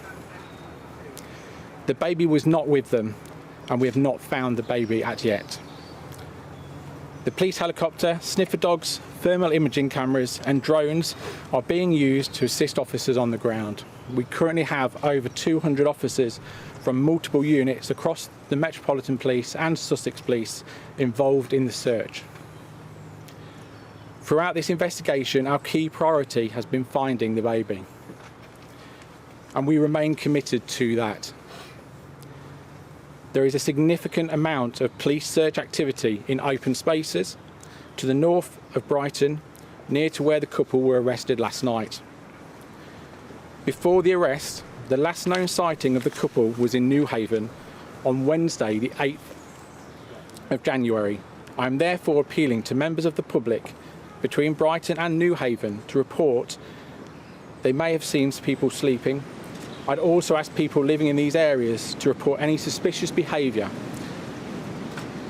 Equally, if you are out walking in these areas and you discover something you think is pertinent to the investigation, please don't hesitate to contact us. No matter how insignificant it may seem, support from the public is vital, and it is the support from the public that has been key to date in this investigation. We have received a large number of phone calls from members of the public during the investigation. I would like to thank everyone who has come forward with information, and especially the person who quickly called the police last night after spotting Constance and Mark. Our colleagues from Sussex Police were on scene within minutes to make the arrest. We are very grateful for the support that they are providing, and any information that could assist, I ask you to ring 999 immediately. I now hand over to my colleague. Thank you. So we are supporting the Metropolitan Police on this extensive search. Thanks to the vigilance of a member of the public, our officers were on scene within minutes of the reporting sighting and made arrests. An immediate search was launched, including the National Police Air Service helicopter, drones, dog units, and every available officer and staff member from across the force. These searches are ongoing, and the public can expect to see an increased police presence in the area, as well as a dedicated response to any information from the public. We acknowledge that there may be some disruption to the people living and working in the area, and we thank those people for their patience and understanding at this time. I'd like to thank the local community further for all the help they have given us so far. We have an extensive search area and will be in this community for some time. Some people may want to know what they can do to help.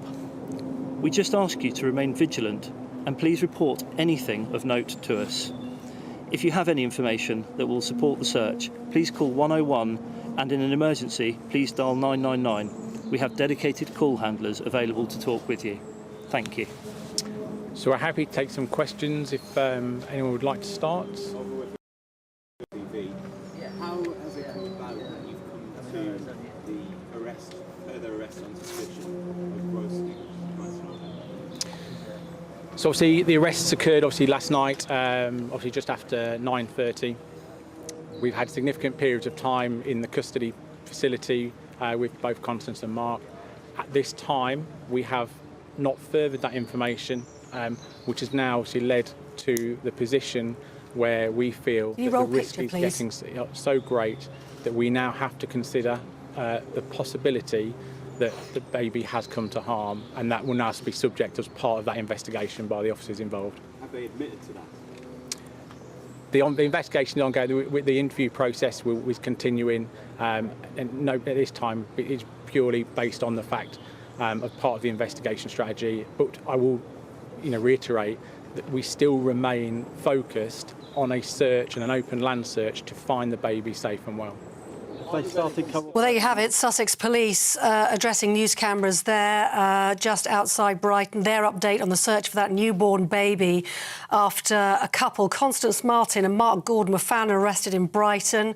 Their baby just days old when the couple went missing. They've now been arrested by Sussex Police. Originally, that was on the suspicion of child neglect, but we understand from that news conference now that that arrest has been changed. They've been re-arrested on charges of gross negligence and manslaughter. As you heard there, an extensive search ongoing at golf courses on the Sussex Downs, helicopters, drones, dog units, all available staff. We understand hundreds of officers involved in that ongoing search, and police urging the public to call 999 with any information on that missing couple as their hunt for that newborn baby continues. Patrick?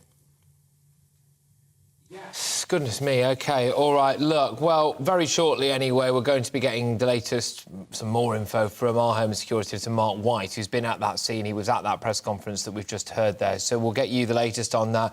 Look, I was going to tell you what I've got coming up and read out a few quite funny emails about some of the other topics that we're doing, but it doesn't really seem particularly fitting, does it, I think, in light of that. Look, so coming up, should dozens of Labour MPs apologise for their part in stopping a man being deported after he went on to murder someone? We alluded to this yesterday. I wanted to bring it back in today. We were overtaken by the events of Rishi Sunak's big Brexit deal, weren't we? But I didn't want this one to be swept under the rug. Should MPs apologise for their part in stopping a man being deported after he went on to murder someone? I'll be back in a sec.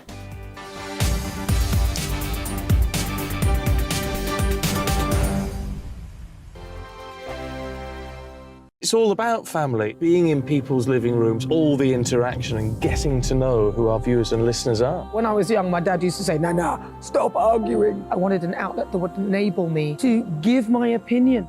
People are going through a really hard time right now, and I know that you don't feel like you're being listened to by the establishment. I came to GB News because it's the People's Channel and I want the audience to have their say on the events of the day. We're dynamic. We do something different. Democracy shows that the wisdom of the nation is in its people. I get to travel to find out what the story is from a personal perspective. The British people aren't fools. We know when we're not being told the full story. We've got to work out how Britain moves forward from this. It's the best country in the world. The establishment had their chance. Now we're here to represent your views. Britain's watching. Britain's watching. Britain's watching. We're proud to be GB News. The People's Channel. Britain's news channel. Monday to Thursday, 9 p.m. till 11 p.m. Join me, Dan Wootton. I'll bring you the sharpest takes and hottest debates. Do you not believe in prison? I don't believe in prison. I'm completely stunned. I guarantee you there'll be no spin, no bias, no censorship. I actually was personally quite offended by it. And no reason to go to bed. So I guess they've always been quite woke. That's Dan Wootton tonight on TV, radio and online. Monday to Thursday from 9 p.m. till 11 p.m. on GB News. The People's Channel. Britain's news channel. Hello, I'm Michelle Dewberry and you can join me every weekday 6 till 7 on Jubes and Kerr. You're an inspiration to us all. Clip that bit off. Well, you are. That's my ringtone. My political ambitions those days are gone, I can tell you. She's only teasing. Go on. He's probably going to want to lay down now. I'll give him 2 minutes to have one. Let's respectfully disagree. That's what we like on Jubes and Kerr. Come and join us. GB News, the People's Channel. Michelle Dewberry, weekday evenings at 6 o'clock. I'm Simon Evans. Join me on GB News for Headliners at 11 p.m. What's the scoop? I'll be joined by 2 of the country's top comedians. That's right. As we take a look at tomorrow's newspapers tonight. We're going to get into trouble. If it's a big story, we'll be covering it. Spill some tea on him. There we go. But we'll also have some fun. I wouldn't stick up a bank. My father didn't love me. So anyway, Headliners every night from 11 on GB News, the People's Channel, Britain's news channel. We are GB News, the People's Channel. And right across the United Kingdom. You can find us on Sky Channel 512, Virgin Media Channel 604, Freesat Channel 216. Freeview Channel 236, and YouView Channel 236. You can also take us with you on DAB Plus Radio. With the GB News app and at the website gbnews.uk. We're absolutely everywhere. Come join us on GB News, the People's Channel, Britain's news channel. I'm Jacob Rees-Mogg, the Member of Parliament for North East Somerset and a former government minister. For years, I've walked the corridors of power in both Westminster and the City of London. I campaigned in the largest democratic vote in our island's story. I know this country has so much to be proud of. We need to have the arguments, the discussions on how we make it better. The wisdom of the nation is in its people. Vox Populi, Vox Dei. That's why I'm joining the People's Channel. Join me Monday to Thursday at 8 p.m. on GB News, Britain's news channel.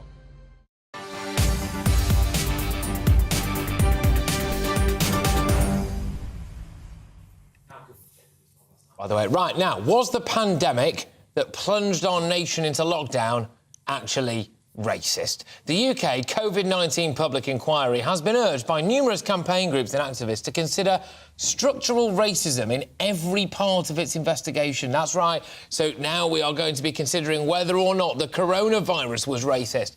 The COVID-19 virus, of course, did have a massive impact on rather a lot of people. But yes, I want your views on all of this, of course. GBviews at gbnews.uk.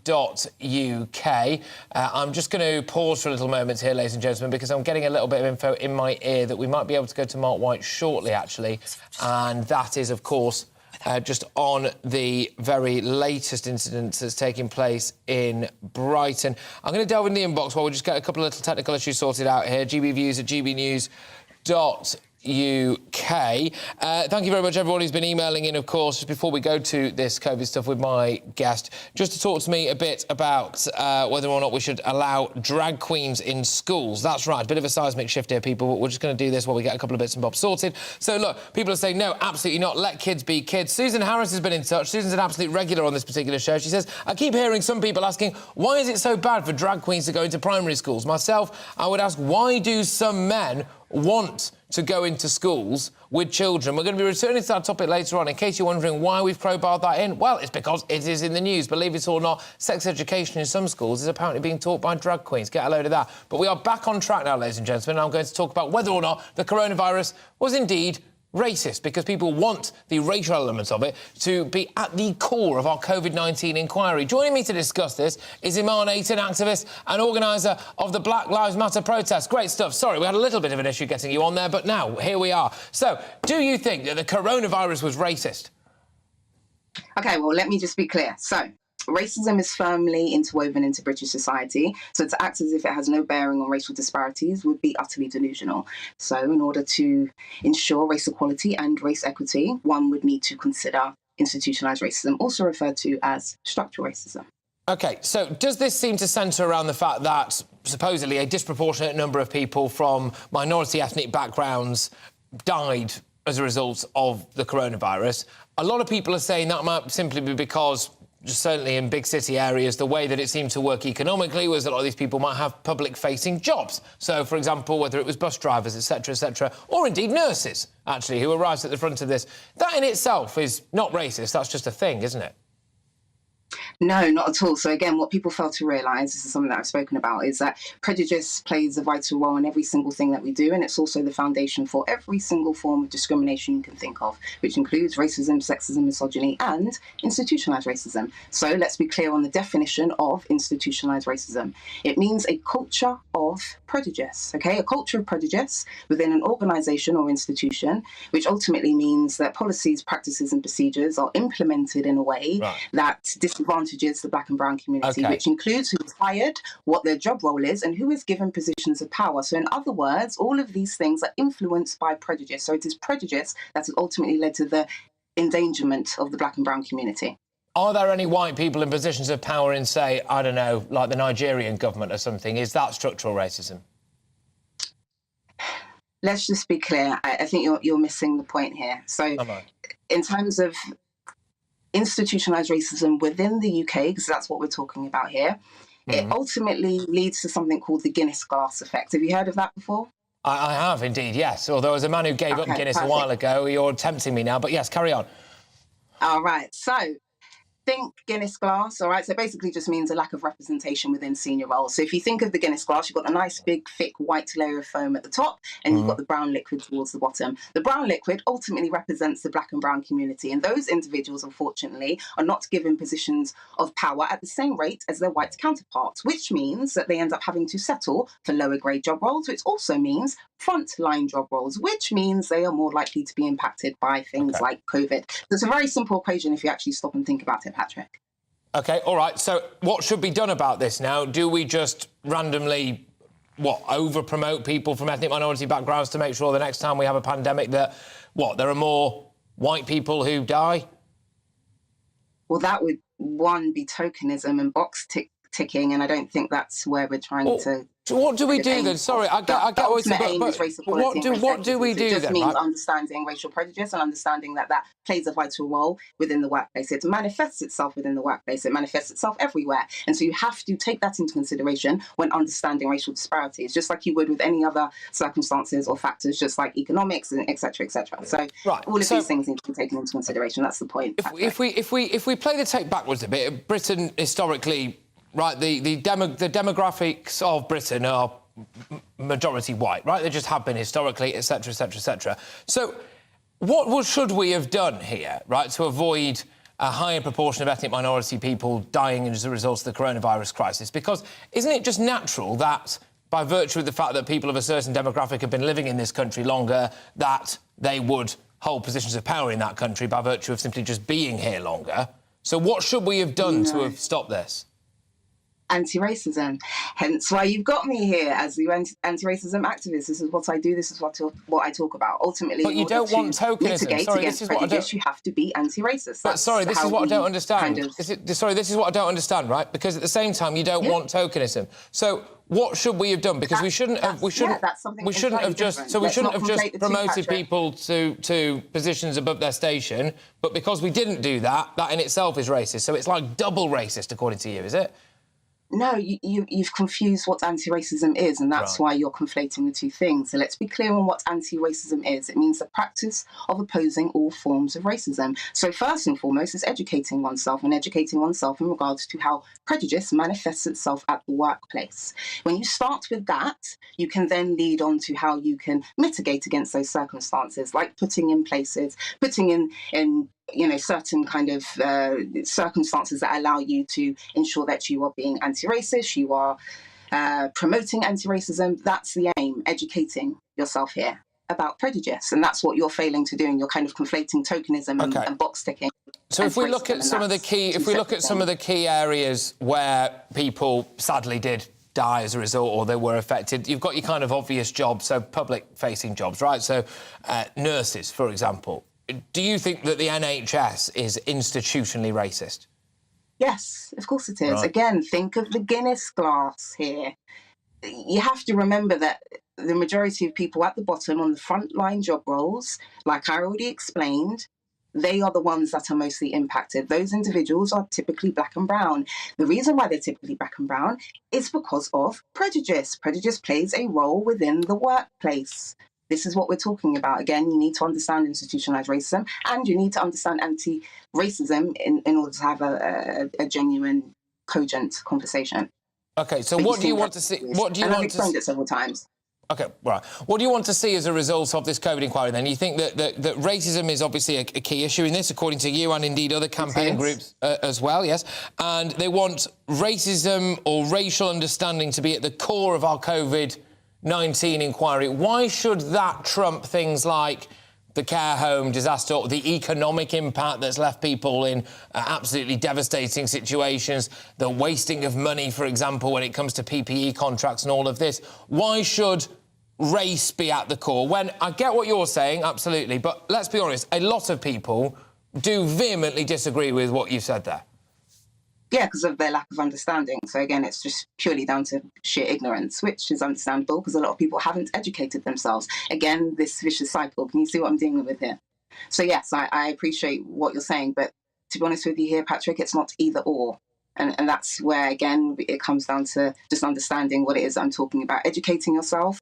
You can do that whilst kind of combating all the other issues that need to be dealt with. So it's not either or, it's a priority that needs to be dealt with alongside many other priorities. It's just I am keen to get a better... I am keen to get a better understanding of what you're talking about, because one of the things that has stood out to me, in the Black Lives Matter movement, etc., it's not simply just the fact that Black Lives Matter, right? It's also things like the radical redistribution of wealth and things that it's spoken about in its manifesto about the breakdown of the traditional nuclear family. So, actually, when you're looking at this, I mean, do you also agree with those things? If we're trying to educate ourselves, should we educate ourselves about the fact that maybe you also agree with something quite Marxist and against the nuclear family? Is that worth noting, or is that not what you think? No, I'm very glad that you said that, because it's been 3 years now and I've been saying it for the last 3 years. So the BLM movement comprises of several different ideologies. You have those that believe in abolition and you have those that believe in reforming institutions that we believe to be institutionally racist. My name's Aman Aiton. I'm a reformist. I believe in reform. I'm not a Marxist. I don't believe in abolishing any institutions or any other comments that you made. Well, it's just because it was in their manifesto. The extreme end of the BLM movement. So I do not represent BLM UK. I am my own entity, and I'm an anti-racism activist, and in higher education, I'm an officer as well. So none of those things should be attributed to me, basically. OK. Look, Iman, thank you very, very much. I must say, actually, I do always enjoy our interactions on this show, and I know that we disagree on various things, but I do like having our chats, and thank you very much for coming up and having this conversation. Iman Aiton there, activist and organiser of the Black Lives Matter protest, just reacting to the idea, anyway, that race issues should be at the core of the COVID inquiry. What do you make of that, ladies and gentlemen? GB Views at gbnews.uk. Right, now, there has been radio silence from some celebrities and MPs who campaigned to stop the deportation of Ernesto Elliott after it was revealed that he went on to kill with a brutal knife fight. I am asking whether or not MPs should now apologise for that. I will be back very, very shortly. Mate, to be fair, I actually can't...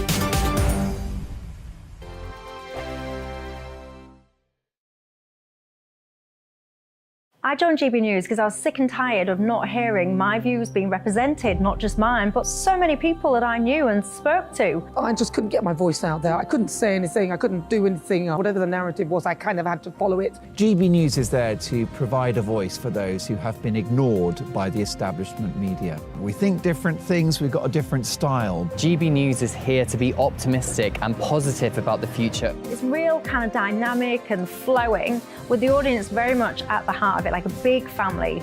Here at GB News, we talk about the things that matter to you. Hearing the voices from right across our towns and cities, especially our towns. All sides of the argument represented with a heavy dose of opinion. We're on a mission here to make a difference. And the GB News family really is here for you, and whatever time of day you can watch or listen. Britain's watching. Britain's watching.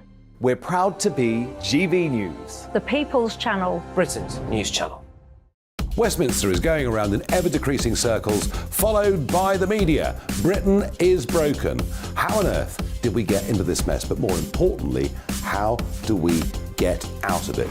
Join me at 7 p.m, Mondays to Thursdays on Farage, here on GB News. We will have open, rational debate. We've got to work out how Britain moves forward from this. Join us here on GB News, the People's Channel. Britain is watching. You've probably seen politicians interviewed 1,000 times, but we do it differently. We find out who they really are, we don't shout, we chat, and hopefully we bring a bit of light, not just heat. Did you know Kate Moss? Apparently. Do you have a pair of jeans or a pair of jeans? No, of course I don't. What would I do with them? My friends are like, oh my God, what's she doing now? Join me every Sunday at 6 for Gloria Meets, only on GB News, the People's Channel, Britain's news channel.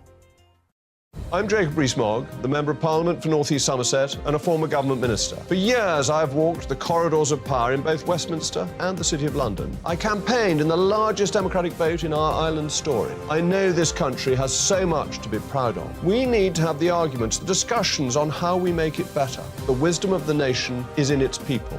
Vox Populi, Vox Dei. That's why I'm joining the People's Channel. Join me Monday to Thursday at 8 p.m. on GB News, Britain's news channel. I'm Mark White. As GB News Home and Security Editor, I cover those key issues that are so important to you. Our authorities, our communities doing all they can to combat violent crime. With the public services under unbearable strain, why are we still failing to control our borders? Defence, the first priority of any government, has been continually hollowed out. Can we trust our politicians to protect the armed forces? Join me, Mark White, on GB News.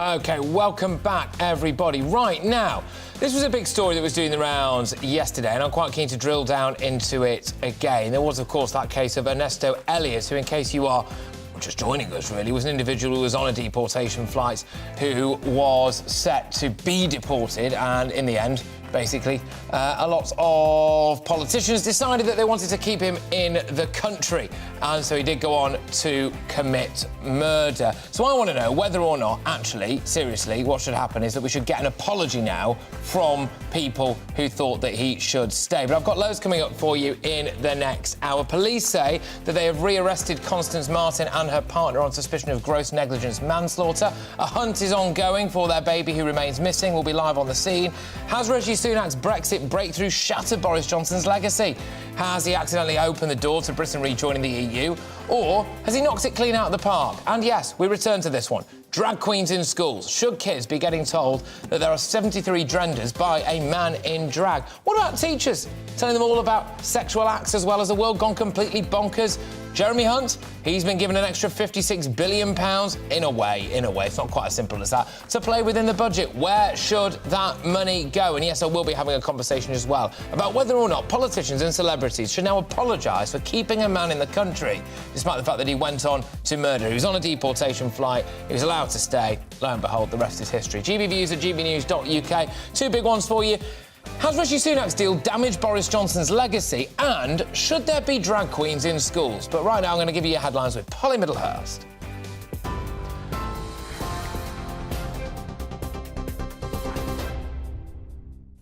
Patrick, thank you, and good evening to you. The top story today on GB News. A couple that went missing with their newborn baby in January have been further arrested on suspicion of gross negligence and manslaughter. Constance Martin and her partner, Mark Gordon, were found in Brighton yesterday and were initially arrested on suspicion of child neglect. More than 200 police officers are involved in a major search for the 2-month-old baby.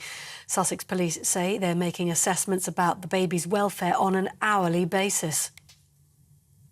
A transgender rapist has been jailed for 8 years after being found guilty of raping 2 women while still identifying as a man. 31-year-old Isla Bryson was convicted of the 2 rapes last month. The crimes took place in 2016 and in 2019 when Bryson identified as a man and was known as Adam Graham. The case caused controversy when Bryson was housed in an all-female prison but has since been moved to an all-male setting. The Prime Minister says now is the time to come together as he praised the new Brexit deal known as the Windsor Framework during a visit to Northern Ireland. Rishi Sunak struck a new trade deal with the EU yesterday, which seeks to fix some issues with the Northern Ireland Protocol. He said it would deliver smooth, flowing, free trade across the UK. The Northern Ireland Assembly would also be able to stop some EU laws affecting the flow of goods, that being called the Stormont Break. The Ulster Unionist leader Doug Beattie says it sounded good in theory, but raised questions about how it might work in practice. The Prime Minister says he wants to work with Stormont. If there's a significant EU law that comes along that will have lasting and significant impact on the everyday lives of people here in Northern Ireland, that the Assembly will be allowed to pull the emergency brake. and it's built on something called the Petition of Concern mechanism, which is a Good Friday Agreement institution, requires the support of 30 MLAs from 2 parties. And once that's done, to be crystal clear, the UK government then does have an unequivocal veto. And what I've said is that the UK government wants to sit down with the parties in Northern Ireland, the Assembly, to codify how the UK government would use that veto. Now, thousands of teachers are striking across England and Wales for the next 3 days in their ongoing dispute over pay. The National Education Union says teachers are walking out in the north of England, with the majority of schools restricting access for pupils or fully closing schools. The Education Secretary, Gillian Keegan, has called the action unforgivable and said children deserve to be in class, especially after the pandemic. Union members in the Midlands and eastern regions of England will join the picket line tomorrow, with more walkouts in Wales and the south of England on Thursday. And the capital is facing significant disruption on the day of the Chancellor's budget next month, as tens of thousands of public sector workers plan to go on strike. 33,000 members of the Public and Commercial Services Union, which represents government departments, Border Force and the DVLA, will all walk out on the 15th of March. They'll join 100,000 civil servants already due to strike that day. London Underground staff with the union ASLEF are also planning industrial action in a dispute over pensions and working conditions. It's been confirmed this afternoon that the husband of Epsom College's head teacher died of a single gunshot wound, according to a coroner's inquest that's been taking place in Surrey today. George Patterson is believed to have murdered his wife, Emma, and their 7-year-old daughter, Letty, before killing himself. The 3 were found dead in their home in the grounds of the prestigious school in Surrey early this month, along with a firearm which was legally registered to Mr Patterson. Consumer news. And grocery price inflation has reached a new record high of 17.1%. The analyst Kantar says this means, on average, an increase of £811 to annual household shopping bills. Products such as milk, eggs and margarine have seen the fastest rise in costs. The impact of the fruit and vegetable shortages isn't included in the new figures. 3 energy companies are to bring a High Court challenge against the sale of the collapsed energy company Bulb, which was handed to Octopus Energy. Lawyers representing Scottish Power, British Gas and E.ON say there are serious public interest issues surrounding the deal, and they've questioned the lawfulness of it. They're trying to challenge 2 decisions by the Department for Enterprise, Energy and Industrial Strategy, who approved the takeover and increased a government loan to help with the transfer. Bulb went into administration at the end of 2021 with approximately 1.6 million customers on its books. That's your latest news. I'm back in half an hour with your headlines. See you then.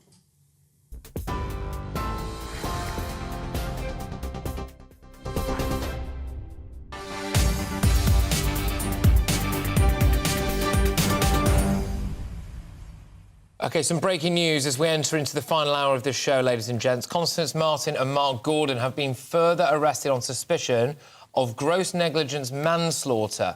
Officers from the Metropolitan Police and Sussex Police have given an update to the media in the past 40 minutes or so. Let's just hear what they had to say. I can confirm that they were initially arrested on suspicion of child neglect. I can now confirm that they have been further arrested on suspicion of gross negligence manslaughter and that they remain in custody at police stations in Sussex. The baby was not with them and we have not found the baby as yet. Yes, OK, this is, of course, the case of the aristocrat and her partner who went missing a little while ago. There's been a huge police search for them. Both of those people were arrested. No sign of their 2-month-old baby as yet, but a search involving around 200 officers remains ongoing. Police have appealed to the public to search outbuildings on their property and to be vigilant when walking on open land between Brighton and Newhaven. I believe we can actually cross live now to Brighton and join our Home and Security editor, Mark White, who will have the latest on all of those developments. Mark, you were at that press conference. Just give us the latest, please.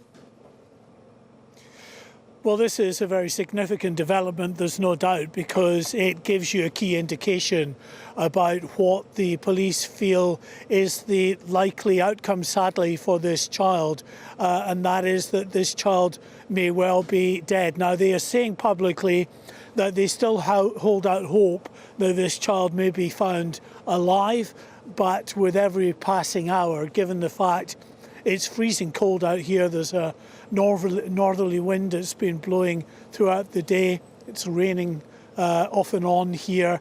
Any child that is not in a warm environment is clearly going to be in a lot of trouble, just given the conditions out here. They have been searching an allotment just to the north of me throughout the day, teams of dozens of officers going the 200 or 300 metres up through those allotments and back again. In fact, we're told that the search area is really quite wide indeed, some 7 miles by 13 miles, a total of 91 square miles. 200 plus officers involved in the search at the moment, but that might, in the hours ahead, intensify further as they expand the search down towards the port of Newhaven, where the couple have also been seen lately. Now, interestingly, they were also talking about the condition that Constance and Mark Gordon were in when they were arrested and questioned, a condition that really led the investigators to cement the suspicion that they had that the couple were living out in the open, living rough for the past 2 months, just the condition that they were in. And that's why their search really is concentrated on open spaces and places like the allotment and wooded area around this allotment, Patrick. Yeah, look, Mark, thank you very, very much. Mark White there is our Home and Security Editor. He's in Brighton. He'll be across all of the latest developments as and when they come in, but obviously a very, very concerning case. And the initial one, of course, was that police were desperate to get into contact with those 2 individuals, the 2 adults there, the aristocrat and her partner. They were arrested. And then on top of that, now the police are still looking for a 2-month-old baby, and they have actually now kind of re-arrested those individuals on suspicion of gross negligence manslaughter, which, as Mark White was saying, was a significant development, to say the least. With me now is Charlie Hedges, a former detective with Thames Valley Police and a missing persons expert. Look, Charlie, thank you very much for joining me. A very, very distressing case, this. Just in terms of the way that the police are going about this now, supposedly some 200 officers, drones, etc. Look, you hate to say it, of course, but it's... well, I mean, there are clearly some specific vulnerabilities when it comes to the 2-month-old, if indeed they have been out there for this length of time. Absolutely, yes. I mean, we must be really concerned about the welfare of the child, considering the weather conditions and the type of terrain that they've been living in.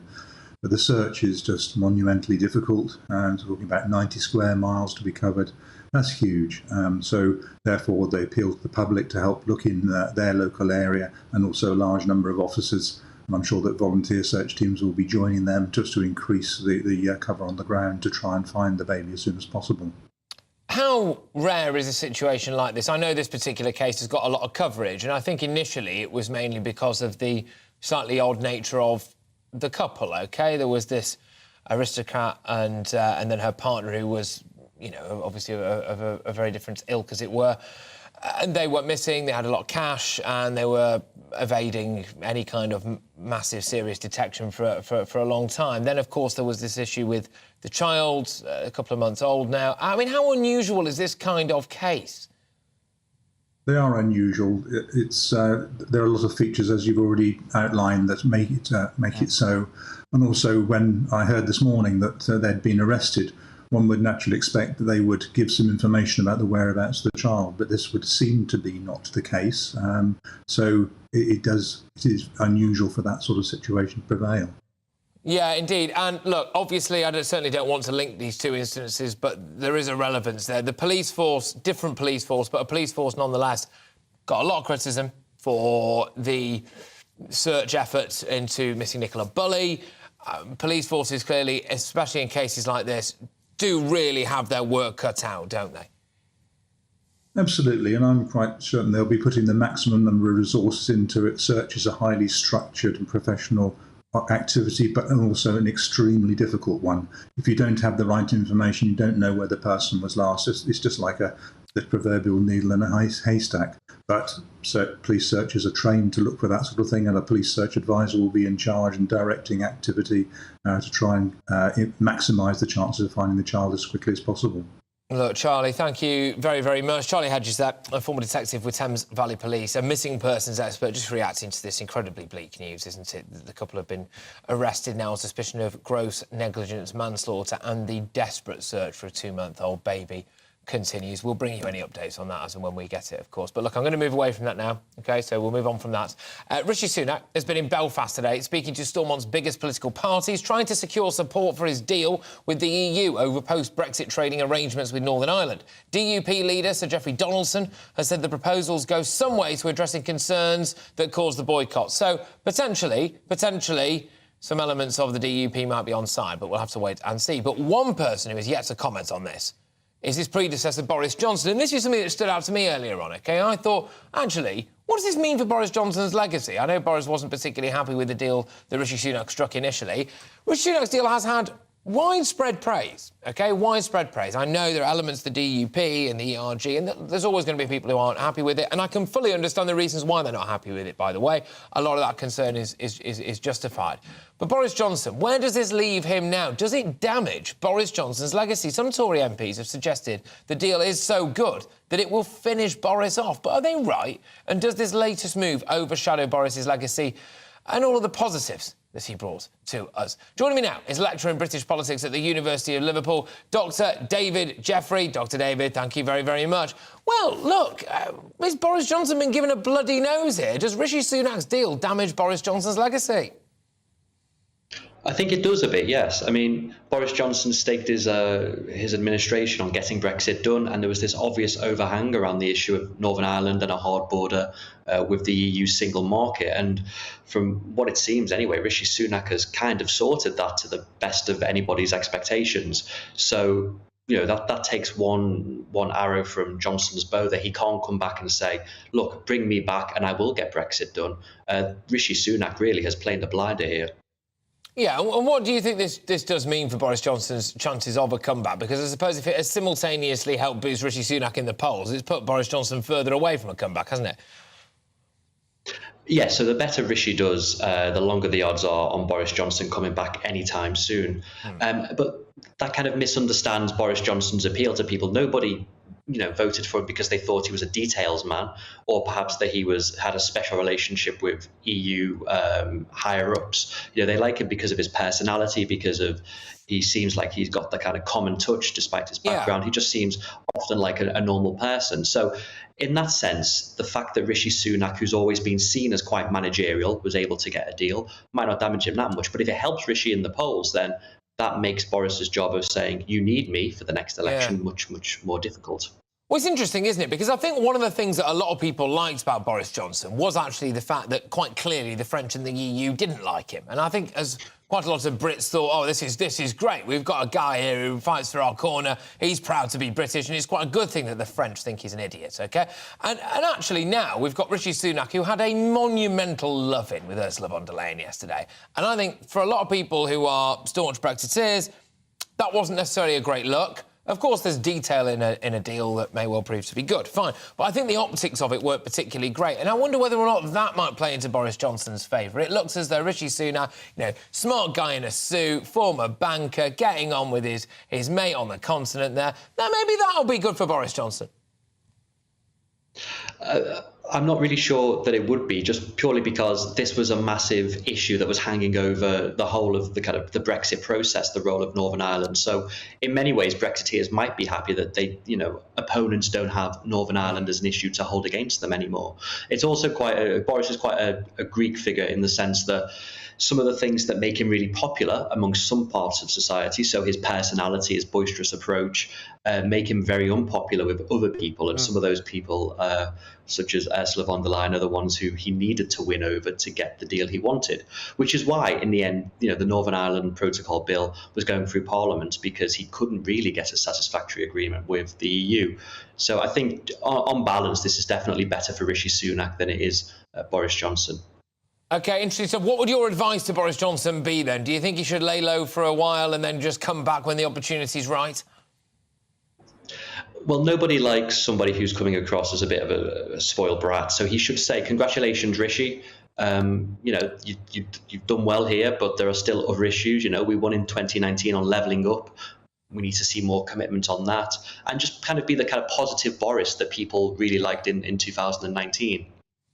Interesting. So, can I just ask you a quick question? It just say, we'd like to say where our people are zooming in from on this show. And I couldn't help but notice it said in the top left corner there, Brazil. Are you actually in Brazil? I am in Brazil, yes. And it's very warm, very nice. I don't want to make any of your viewers jealous, but I have got my factor 50 on. Oh, there we go. Well, thank you for interrupting. I don't know whether it's a holiday or not. We haven't got time to find out. But either way, it's nice to know that we've gone global here on GB News. Fantastic. Dr. David Jeffrey, thank you. Lecturer in British politics at the University of Liverpool, which may well have a Brazil campus. So there we are. Anyway, coming up, it's Jeremy Hunt's lucky day. A leading think tank has said the Chancellor has got 56 billion quid to boost the public purse ahead of his March budget. What should, and this is a big question, one of many questions I'm asking you today, what should Jeremy Hunt do with his massive package? I'll see you after the break.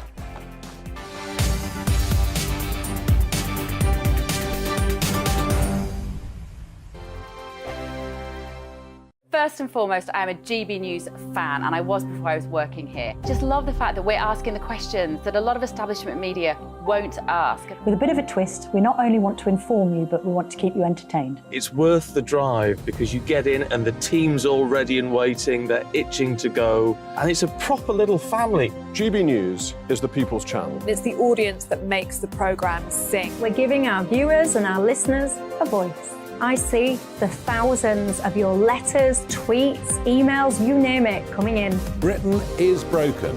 How on earth did we get into this mess? But more importantly, how do we get out of it? The establishment had their chance. Now we're here to represent you. It's time for something different. It's time for GB News. I'm very patriotic. I believe in Britain. Our best days lie ahead. Britain's watching. Britain's watching. Join us here on GB News. The People's Channel. Britain's news channel.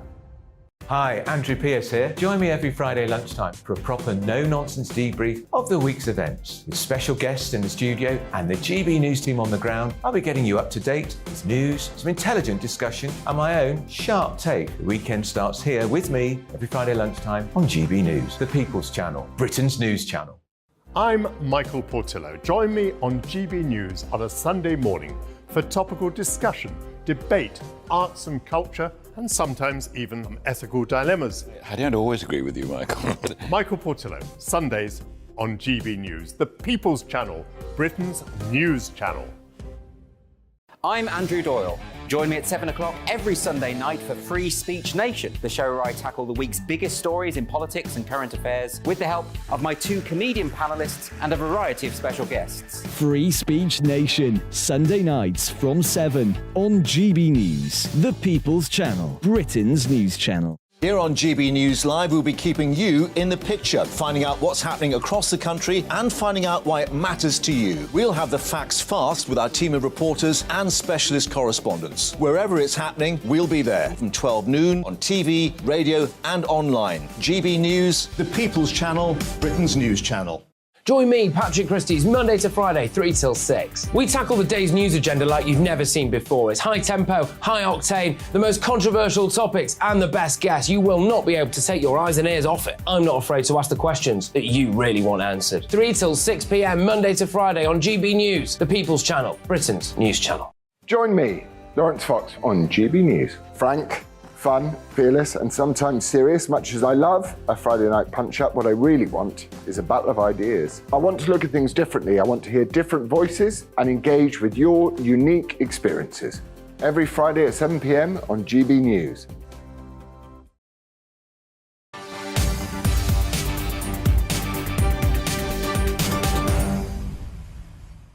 OK, wonderful, people. I've got loads coming your way for the remainder of this hour. I've got a head-to-head debate as to whether or not we should allow drag queens in schools, because apparently that's kicked right off, actually. Parents are angry, and they've even been talking about hyper-sexualised content to kids. Why can't we just let kids be kids? I'm also going to be talking about, believe it or not, now, you know the Churchill dog? Oh, yes, or whatever he says. Right, apparently that's bad, because we shouldn't be putting animals like that particular breed of dog in adverts, because the dog breeds are bad. I mean, it is amazing that you're allowed deeply unhealthy-looking people, I mean, real fatties in adverts, and that's portrayed as a picture of beauty. But we draw the line at having a cartoon dog. So, yes, the world's gone mad, but before that, Jeremy Hunt, it's his lucky day. A leading economic think tank says that a fall in energy prices and a better economic outlook means that the Chancellor might just have a £56 billion boost to the public purse ahead of next month's budget.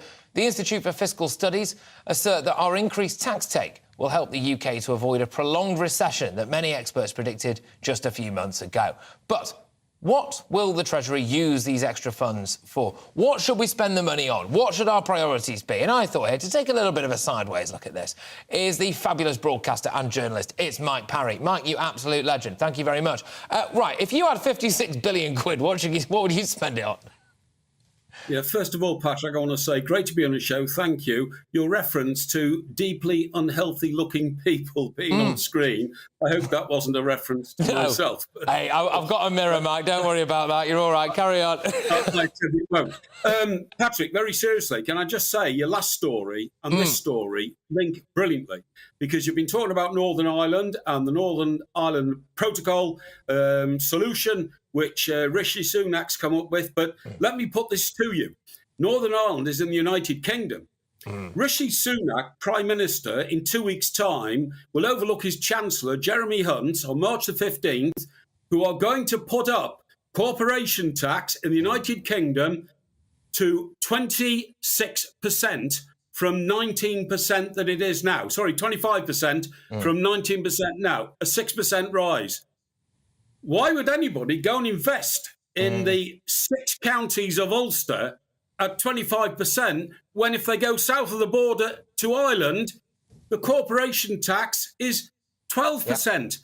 Literally less than half of what it's going to be in the United Kingdom. So the point I'm making is that whilst we're all rejoicing that we've got a political solution regarding Northern Ireland, we are still going to inherit a horrible economic problem if Jeremy Hunt goes ahead and puts up corporation tax massively to take us from about 5th in the World League now to about 30th by whooping up the corporation tax. He's got 56 billion quid now. It's extra money that's come about through favourable economic terms and the fact that the economy's doing better and the interest payment on the national £1 trillion debt has gone down. Please, Mr. Hunt, use that to stick at 19% on our corporation tax so that loads and loads of companies will come here. AstraZeneca have already told us they're leaving and going to Ireland. But it's bonkers, and it's not rocket science either, is it? You know, I mean, why on we do. This is what a lot of people I don't think get, Mike, right? Which is that people don't like the idea in this country of anyone having loads of money, and they go, oh, we've got to rinse them dry, and we've got to do this. But actually, we need people, and we need big businesses to come and employ people and to make things in this country, and for our economy to do well. Can I ask what other areas will you do? Because Jeremy Hunt's going to have a choice here. Okay, well, to an extent, he's going to have a choice. Do we give whopping great big public sector pay rises, or do we maybe give some tax breaks to people? What would you say is solution to that? Because, to be fair, Mike, even if I think he could give a nurse a 25 grand pay rise, even more, and they probably still wouldn't vote for him. Yeah, people are not going to like me now in saying that actually nurses get a very good deal in this country. They have a steady job, they have quite a good income, they have fantastic pension rights. That goes right through the public sector. We all know during COVID, 2 or 3 years of lockdown, people lost their jobs, businesses went bust, but they were protected. Of course, they worked very hard during COVID, but their jobs were protected and they don't have to suffer the privations which other people had to. Now, you asked me where else we should spend it. First of all, I'd say somebody's got to root and branch examine the spending in the National Health Service. It's horribly wasteful, terribly wasteful. We see it every day where managers in the National Health Service are paid hundreds of thousands of pounds for doing everything. But Patrick, may I also point out one specific thing? I live on the South Coast. The Queen Elizabeth, our aircraft carrier, came into Portsmouth Harbour the other day. A glorious sight. The biggest ship the Royal Navy's ever had. Except for one thing. There are no aeroplanes on the deck of the Queen Elizabeth. It's ludicrous. And you know what? That's because we've run the defence budget down to nothing in an era when the world is getting more and more dangerous. So, Mr. Hunt, I say to you again, you push more money into the defence budget so we can defend ourselves. Right, there we go. So we've got some of this money, this extra wonga going to defence. We've got, frankly, as well, people being allowed to, you know, get off without having to pay more corporation tax. Great stuff. So those are two good solutions there. It does not sound like are particularly keen on giving the public sector a whopping great big pay rise. It turns out that teachers are on strike as well, but as people will find out later, it doesn't matter because some schools have decided to rope in drag queens, which we'll be talking about. So there is that. What else would you do with the money?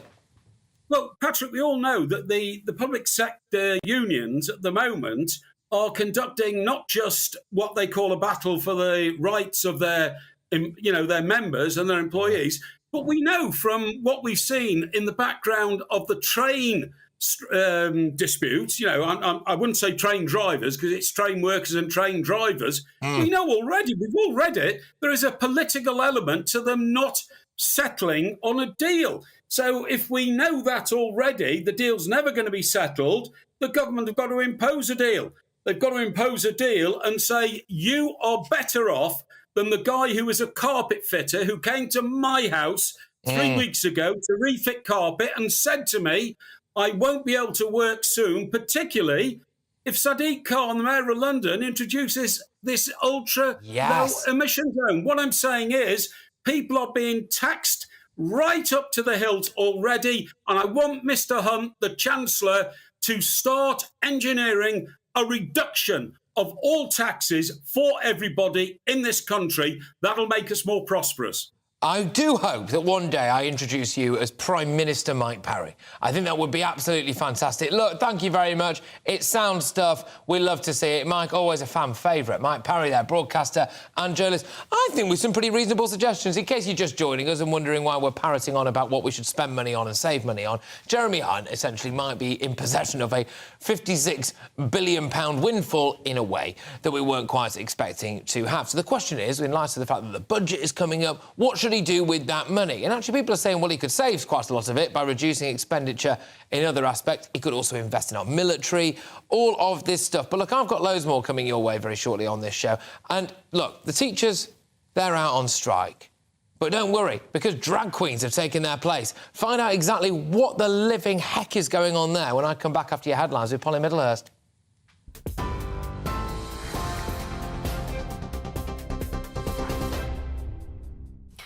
Patrick, thank you. The top stories on GB News. A couple that went missing with their newborn baby in January have been further arrested on suspicion of gross negligence manslaughter. Constance Martin and her partner Mark Gordon were found in Brighton yesterday and were initially arrested on suspicion of child neglect. More than 200 police officers are searching a 91 square mile area to try to find the 2-month-old baby. Sussex police say they're making assessments about the baby's welfare on an hourly basis. I think whilst we still have hope that the baby can be found safe and well, we must retain that hope. And as you see, the number of officers we have deployed on that open search. However, as time progresses, as the weather is closing tonight, as it was last night, in terms of the coldness and the impact that would have on a baby, clearly the risk is getting higher, and we have to be open to the fact that this may not end in the way we would like. A transgender rapist has been jailed for 8 years after being found guilty of raping 2 women while still a man. 31-year-old Isla Bryson was convicted of the 2 rapes last month. The crimes took place in 2016 and 2019 when Bryson identified as a man and was known as Adam Graham. The case caused controversy when Bryson was housed in an all-female prison but has since been moved to an all-male setting. The Prime Minister says now is the time to come together as he praised the new Brexit deal known as the Windsor Framework during a visit to Northern Ireland. Rishi Sunak struck a new trade deal with the EU yesterday, which seeks to fix some issues with the Northern Ireland Protocol. He said it would deliver smooth-flowing free trade across the UK. The deal still allows for some oversight by the European Court of Justice, and the DUP is now addressing the detail of the document. Those are your latest news headlines. I'm back at 6 with your full news bulletin.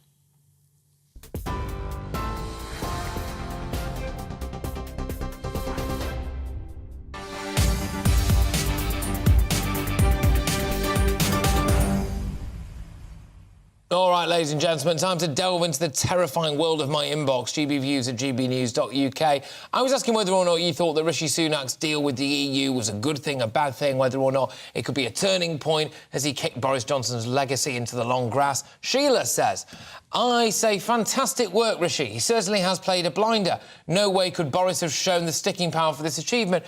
Is it a bit unfair, this? Is it a bit unfair on Boris? I'll take your point, Sheila.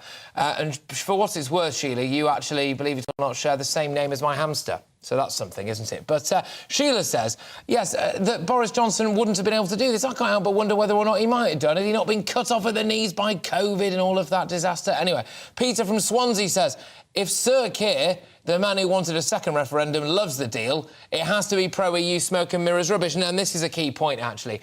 Was it a bit disconcerting for everyone else how lovey-lovey it was with Ursula von der Leyen and Rishi Sunak, and the fact that the EU appears to be so happy about this, and that Sir Keir Starmer, arch-Remainer, was willing to wave this through, and that the Remainiacs within the Conservative Party are happy about it? Should it not be ringing more alarm bells that the ERG and the DUP wings of the Conservative Party and the DUP, respectively, of course, are the ones who appear to be most sceptical about this, i.e.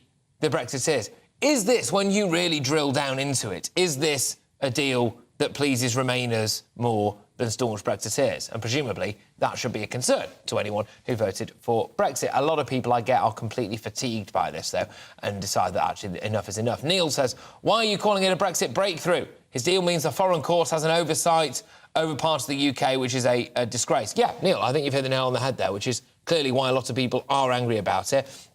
And I'm very sympathetic towards all of that. Time for one more. Craig says, one of the major issues the UK had being part of the EU was a lack of power to control policy that negatively impacts the UK. Does this deal give us a genuine veto? Well, this is part of the problem, OK, because we don't really quite know. As Doogie Beattie, our Northern Ireland reporter, appeared to be saying earlier on, essentially the Stormont break could be pulled, but then that would have to go to Westminster, and Westminster would go to the EU, and the EU could basically say, nah, stick it, and then we're stuck with it, aren't we? But here's something a little bit more interesting, I think, than the old Northern Ireland Protocol, which is we're going to discuss whether or not drag queens should be in primary schools. Because, seriously now, they are a thing. They've been brought in to teach sex education to kids. They even taught 11-year-olds that there were 73 genders. One kid was kicked out of a classroom for saying, actually, sorry, miss, mister, whatever you are, I think that there's only 2 genders. That offended the drag queen, and they had to leave the classroom. How on earth, in the grand scheme of everything that we can teach kids, have we landed on drag queens? And, oh no, they made me do that. An animal rights group wants the Churchill dog to be retired. So get a load of this, people, OK? It's offensive to have a Churchill British bulldog in an advert, but you can have grossly unhealthy people portrayed as being beautiful, and that's absolutely fine. The world's gone mad. Let's pick through the madness together in a couple of minutes.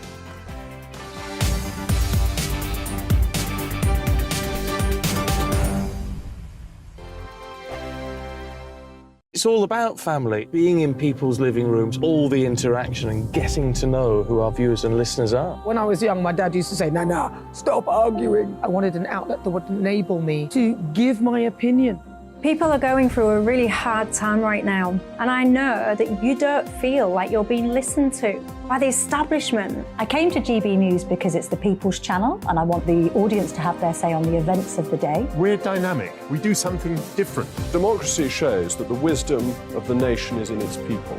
I get to travel to find out what the story is from a personal perspective. The British people aren't fools. We know when we're not being told the full story. We've got to work out how Britain moves forward from this. It's the best country in the world. The establishment had their chance. Now we're here to represent your views. Britain's watching. Britain's watching. Britain's watching. We're proud to be GB News. The People's Channel. Britain's news channel. Hello, I'm Esther McVeigh. And I'm Philip Davis. Whether you're watching or listening on TV, online or on radio, we handpick the latest stories, debates and expert opinions for your weekend. So whether that's politics, news or showbiz, we've got it covered. Join us every Saturday morning at 10 o'clock on GB News. Join me, Camilla Tominey, on Sunday mornings from 9:30, taking the politicians to task and breaking out of SW1 to see how their decisions are affecting you across the UK. Bursting the Westminster bubble every Sunday morning, only on GB News, the People's Channel. Britain's watching. GB News has its own late-night paper preview show, Headliners, where comedians take you through the next day's top news stories. You don't have to bother reading the newspaper, we've got it covered for you. Headliners, every night at 11 p.m. and repeated every morning at 5 a.m. We won't send you to sleep like some of the other paper review shows out there. GB News, the People's Channel, Britain's news channel. Join me, Nana Akue, Saturday and Sunday afternoons on GB News. Expect fiery debate and passionate discussion as me and my panel tackle some of the biggest topics hitting the headlines. It's a place for everyone's opinion. No one gets cancelled, but no one gets an easy ride. Oh, she's on it today! Be ready for conversations that are fierce, frank, and of course, fun. Every Saturday and Sunday afternoon from 4 p.m. on GB News, the People's Channel. We are GB News, the People's Channel. And right across the United Kingdom. You can find us on Sky Channel 512. Virgin Media Channel 604. Freesat Channel 216. Freeview Channel 236. And YouView Channel 236. You can also take us with you on DAB Plus Radio. With the GB News app and at the website gbnews.uk. We're absolutely everywhere. Come join us on GB News, the People's Channel, Britain's news channel.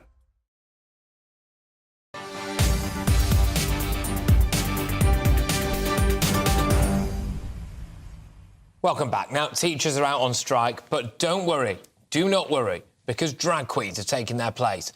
Not quite, but it's good enough for a headline. An independent review has been launched into an Isle of Man school following complaints from parents after a drag queen guest reportedly told pupils there were 73 genders and made a child who had argued that there were only 2 leave the classroom. Year 7 pupils were reportedly left traumatised after being taught about sex change operation and quite graphic sexual acts as well. Is this really what we should be telling our kids at school?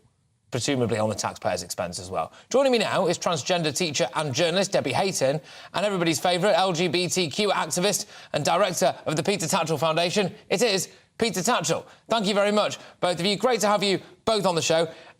Debbie, I will start with you. Let's just keep it broad to begin with. Should we have drag queens in schools? No. Go on then. Why not? Yeah. No, drag queens are adult entertainers, and it's inappropriate to bring adult entertainers who are performing in role in schools. Schools are there for children to learn. They're there to learn their maths, their English, their science, not to be listening to drag queens who are, as I said, performing in role in school. OK, Peter, I'll bring you into it now. Should we have drag queens in schools, Peter Tatchell? Well, my view is whatever works best, whatever helps children engage with lessons and reading is a fantastic thing. And these drag queen storytellers are actually encouraging young people to pick up books and to start reading.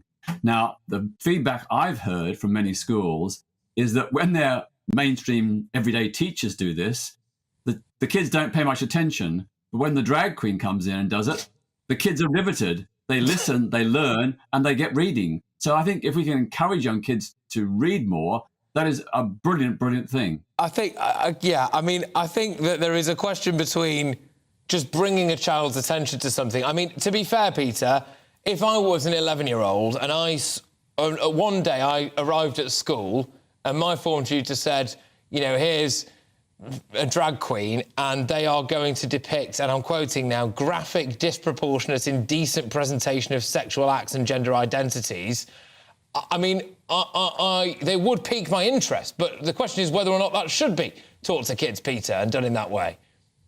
Well, of course, relationship and sex education should be age appropriate.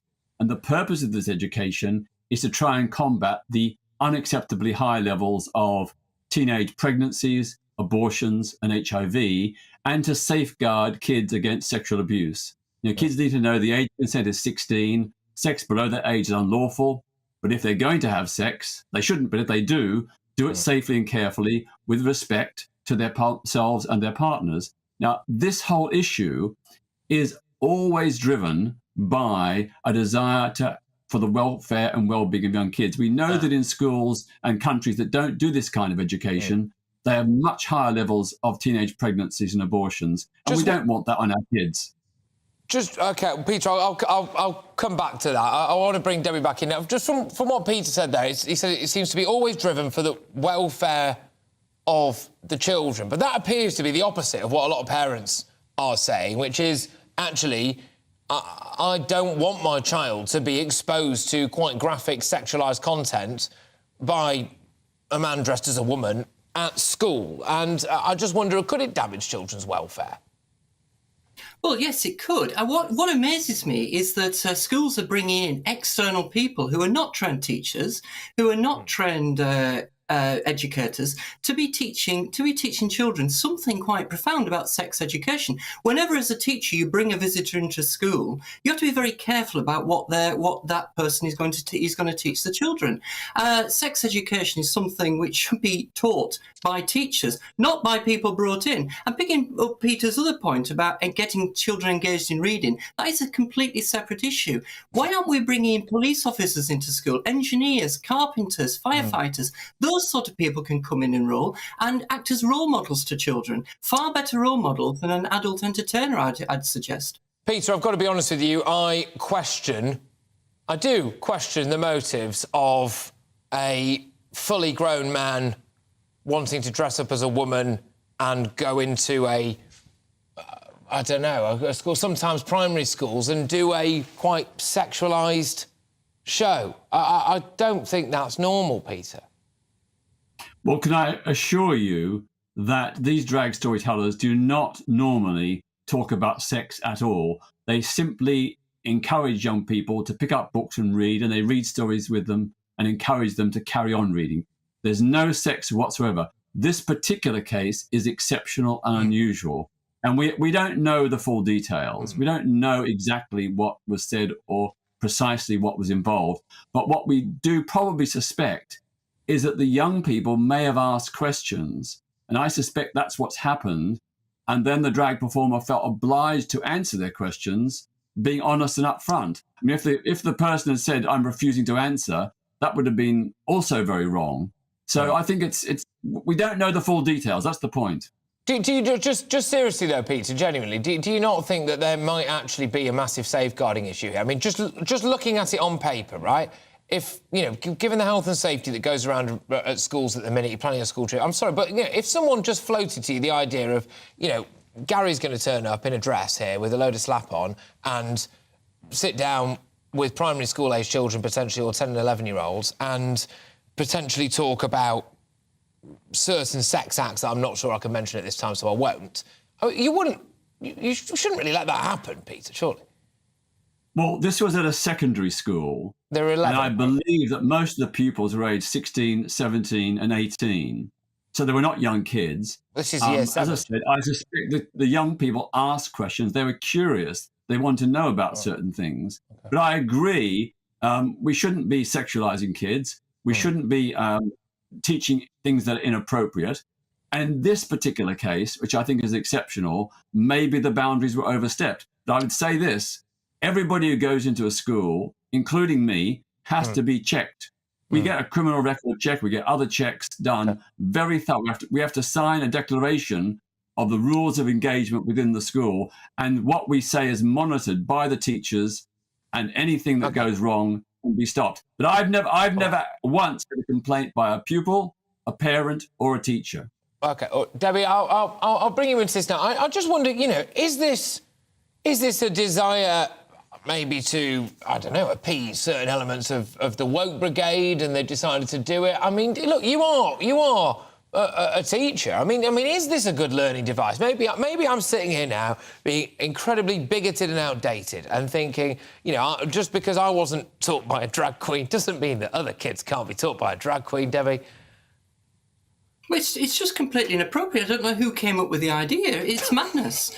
If we're wanting to give children role models, there are lots of good role models for children to have. As I said, doctors, engineers, carpenters. You can bring those people into school. They can read to children and perhaps tell them about the work that they do. But somebody somewhere decided that drag queens was a good. Do you think, Debbie? I don't understand it. Debbie, do you think someone was too afraid to say no to it, though? This is the thing. Do you think someone's floated it and they've thought, oh, good grief, you know, I don't really want this, but I'm going to be called all sorts of names. And actually, what's happened is that we've now got drag queens in schools.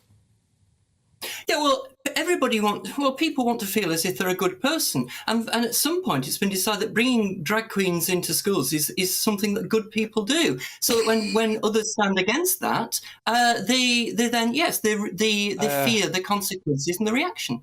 Go on,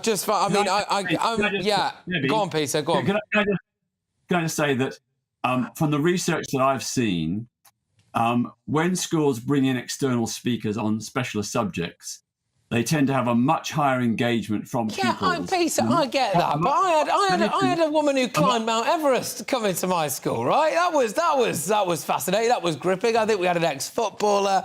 I think we had someone who served in the military or something like that. I mean, is the only way is our education system crumbled to plumbing the depths now, where we've got teachers out on strike, and the only solution that we can come up with to boost pupil engagement is to bring up someone who moonlights in Soho on Saturday evenings?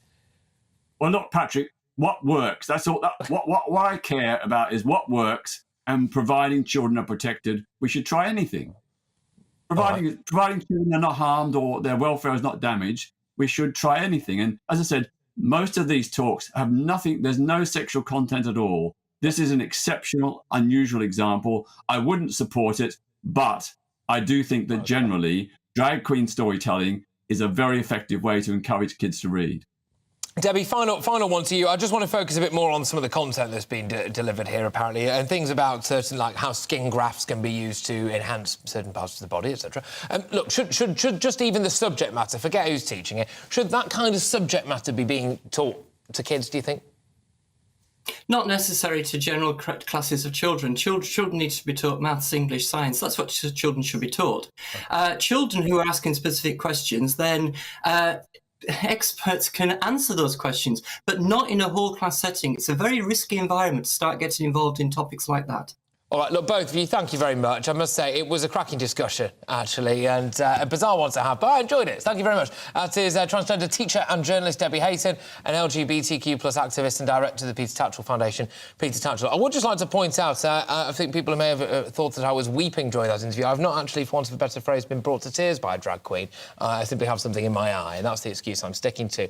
We're moving on now. Animal rights group, PETA, has called for beloved advertising bulldog Churchill to be retired after 20 years on our screens. You know Churchill. Oh, yes, anyway, there he is. The group claims that the advertising of flat-faced bulldogs has helped contribute to the popularity of the breed, which are more likely to suffer serious health concerns than other pets with a more normal-length face, which I think is facist, isn't it, to Churchill? But joining me now is Jennifer White, Communications Manager at PETA. Thank you very, very much. Why this now? Why are we coming after Churchill? I know it's all the rage to come after Churchill, but it's usually a different type one. Why this dog? Well, honestly, it's because we know that these dogs are suffering. Flat-faced breeds like English bulldogs, every time they take a breath, they are gasping for air. And because of inbreeding, they can't mate without human interference. They can't give birth naturally. And that really is just the tip of the iceberg. They have a host of health issues. And that's why it's so vital for companies like Churchill to not use the depictions of these dogs, even CGI ones, in any of their advertising. And by doing this, it really can help prevent more of these dogs from being born into a lifetime of suffering. So you would rather that these dogs were dead or were never born than were alive? That does seem like an odd way to go after protecting animal rights. I mean, we would absolutely support the legislation to prevent the breeding of these dogs because they are literally being born to suffer because of our obsession with this flat-faced, look, even though we know it is compromising their health. And it's not just Peter who's saying this.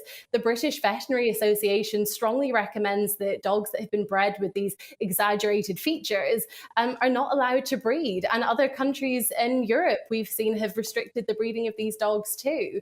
And it simply has gone on too long. I've got to ask this, just in light of what you've said there, OK? If you think that this particular breed of dog has certain physical problems that could lead it to a lifetime of suffering, and as a result of that, you think that maybe it might be better that they weren't born in the first place, I mean, you wouldn't say that about human beings, would you? Well, when it comes to dog breeding, there is no such thing as responsible breeding. And the Kennel Club actively encourages the breeding of animals who are closely related, which we know is morally and ethically wrong and something that is condemned in humans.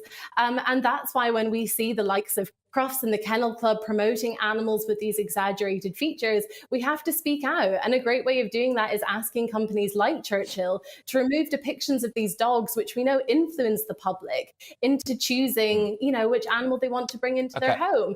But really, if you love dogs, you should love all dogs, regardless of how they look. And that's why we encourage everyone to adopt from their shelter. Their local shelter. For what it's worth, I am actually massively in favour of going to the dog's home and getting a mongrel, if you're allowed to say that anymore. I think that's probably still all right, isn't it? Look, I also have to ask this. What about adverts that depict grossly unhealthy individuals? We are consistently being told, and I say this with full self-awareness as somebody who is quite rotund myself, that fat is beautiful, OK? So why should we have fat men and women in adverts, but an animated dog is where you draw the line? Well, look, I'm here to talk about the unnatural beauty standards that humans are forcing onto animals who have no choice in this matter.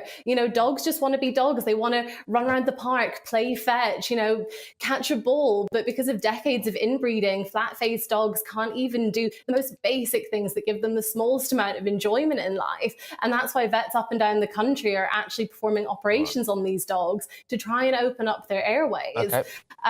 Because it's so unnatural that they look like this. All right, look, thank you very, very much. I did enjoy our chat. Jennifer White, their communications manager, and PETA reacting to the fact that the Churchill dog shouldn't have even been born, apparently. There we go. Next up is Jubes & Co. with Michelle Dewberry. Michelle is right here. How are you?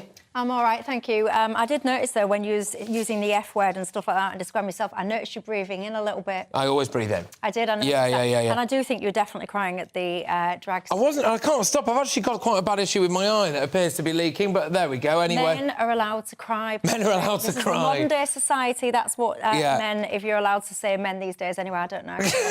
Guess what I'm going to talk about tonight, I'll tell you. Go on. There's a very peculiar situation going on in Wakefield in a school. 4 kids have been suspended for, doing what to the Quran? Yeah. It's caused absolute outrage among many in the Muslim community. Some very strange scenes occurring. I want to get into that and more. In what? Just a few minutes? Just a matter of seconds. That's going to be a good one, that, by the way, and I'm glad you're covering it. OK, right, Michelle Dewberry will be coming away very, very shortly with Jubes & Co. I've been Patrick Christys. Thank you very much. I will see you at 3 p.m. tomorrow. Take it easy.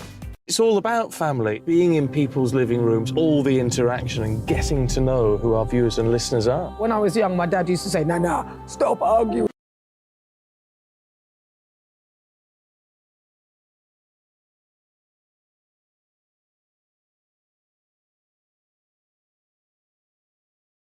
It's all about family, being in people's living rooms, all the interaction and getting to know who our viewers and listeners are. When I was young, my dad used to say, "Nah, stop arguing." I wanted an outlet that would enable me to give my opinion.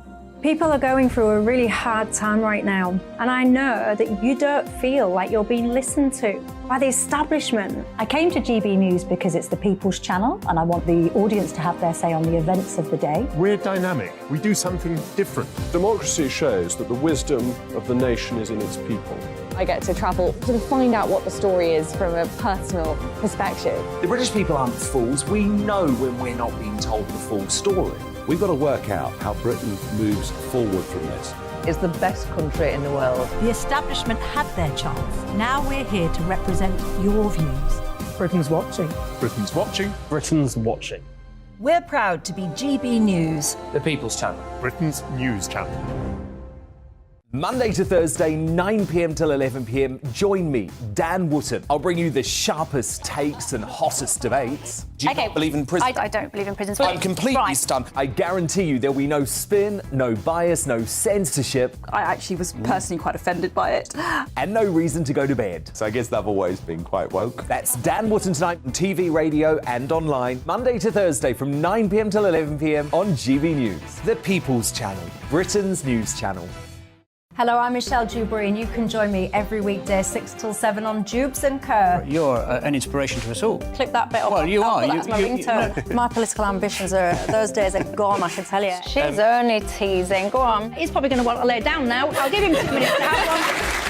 Let's respectfully disagree. That's what we like on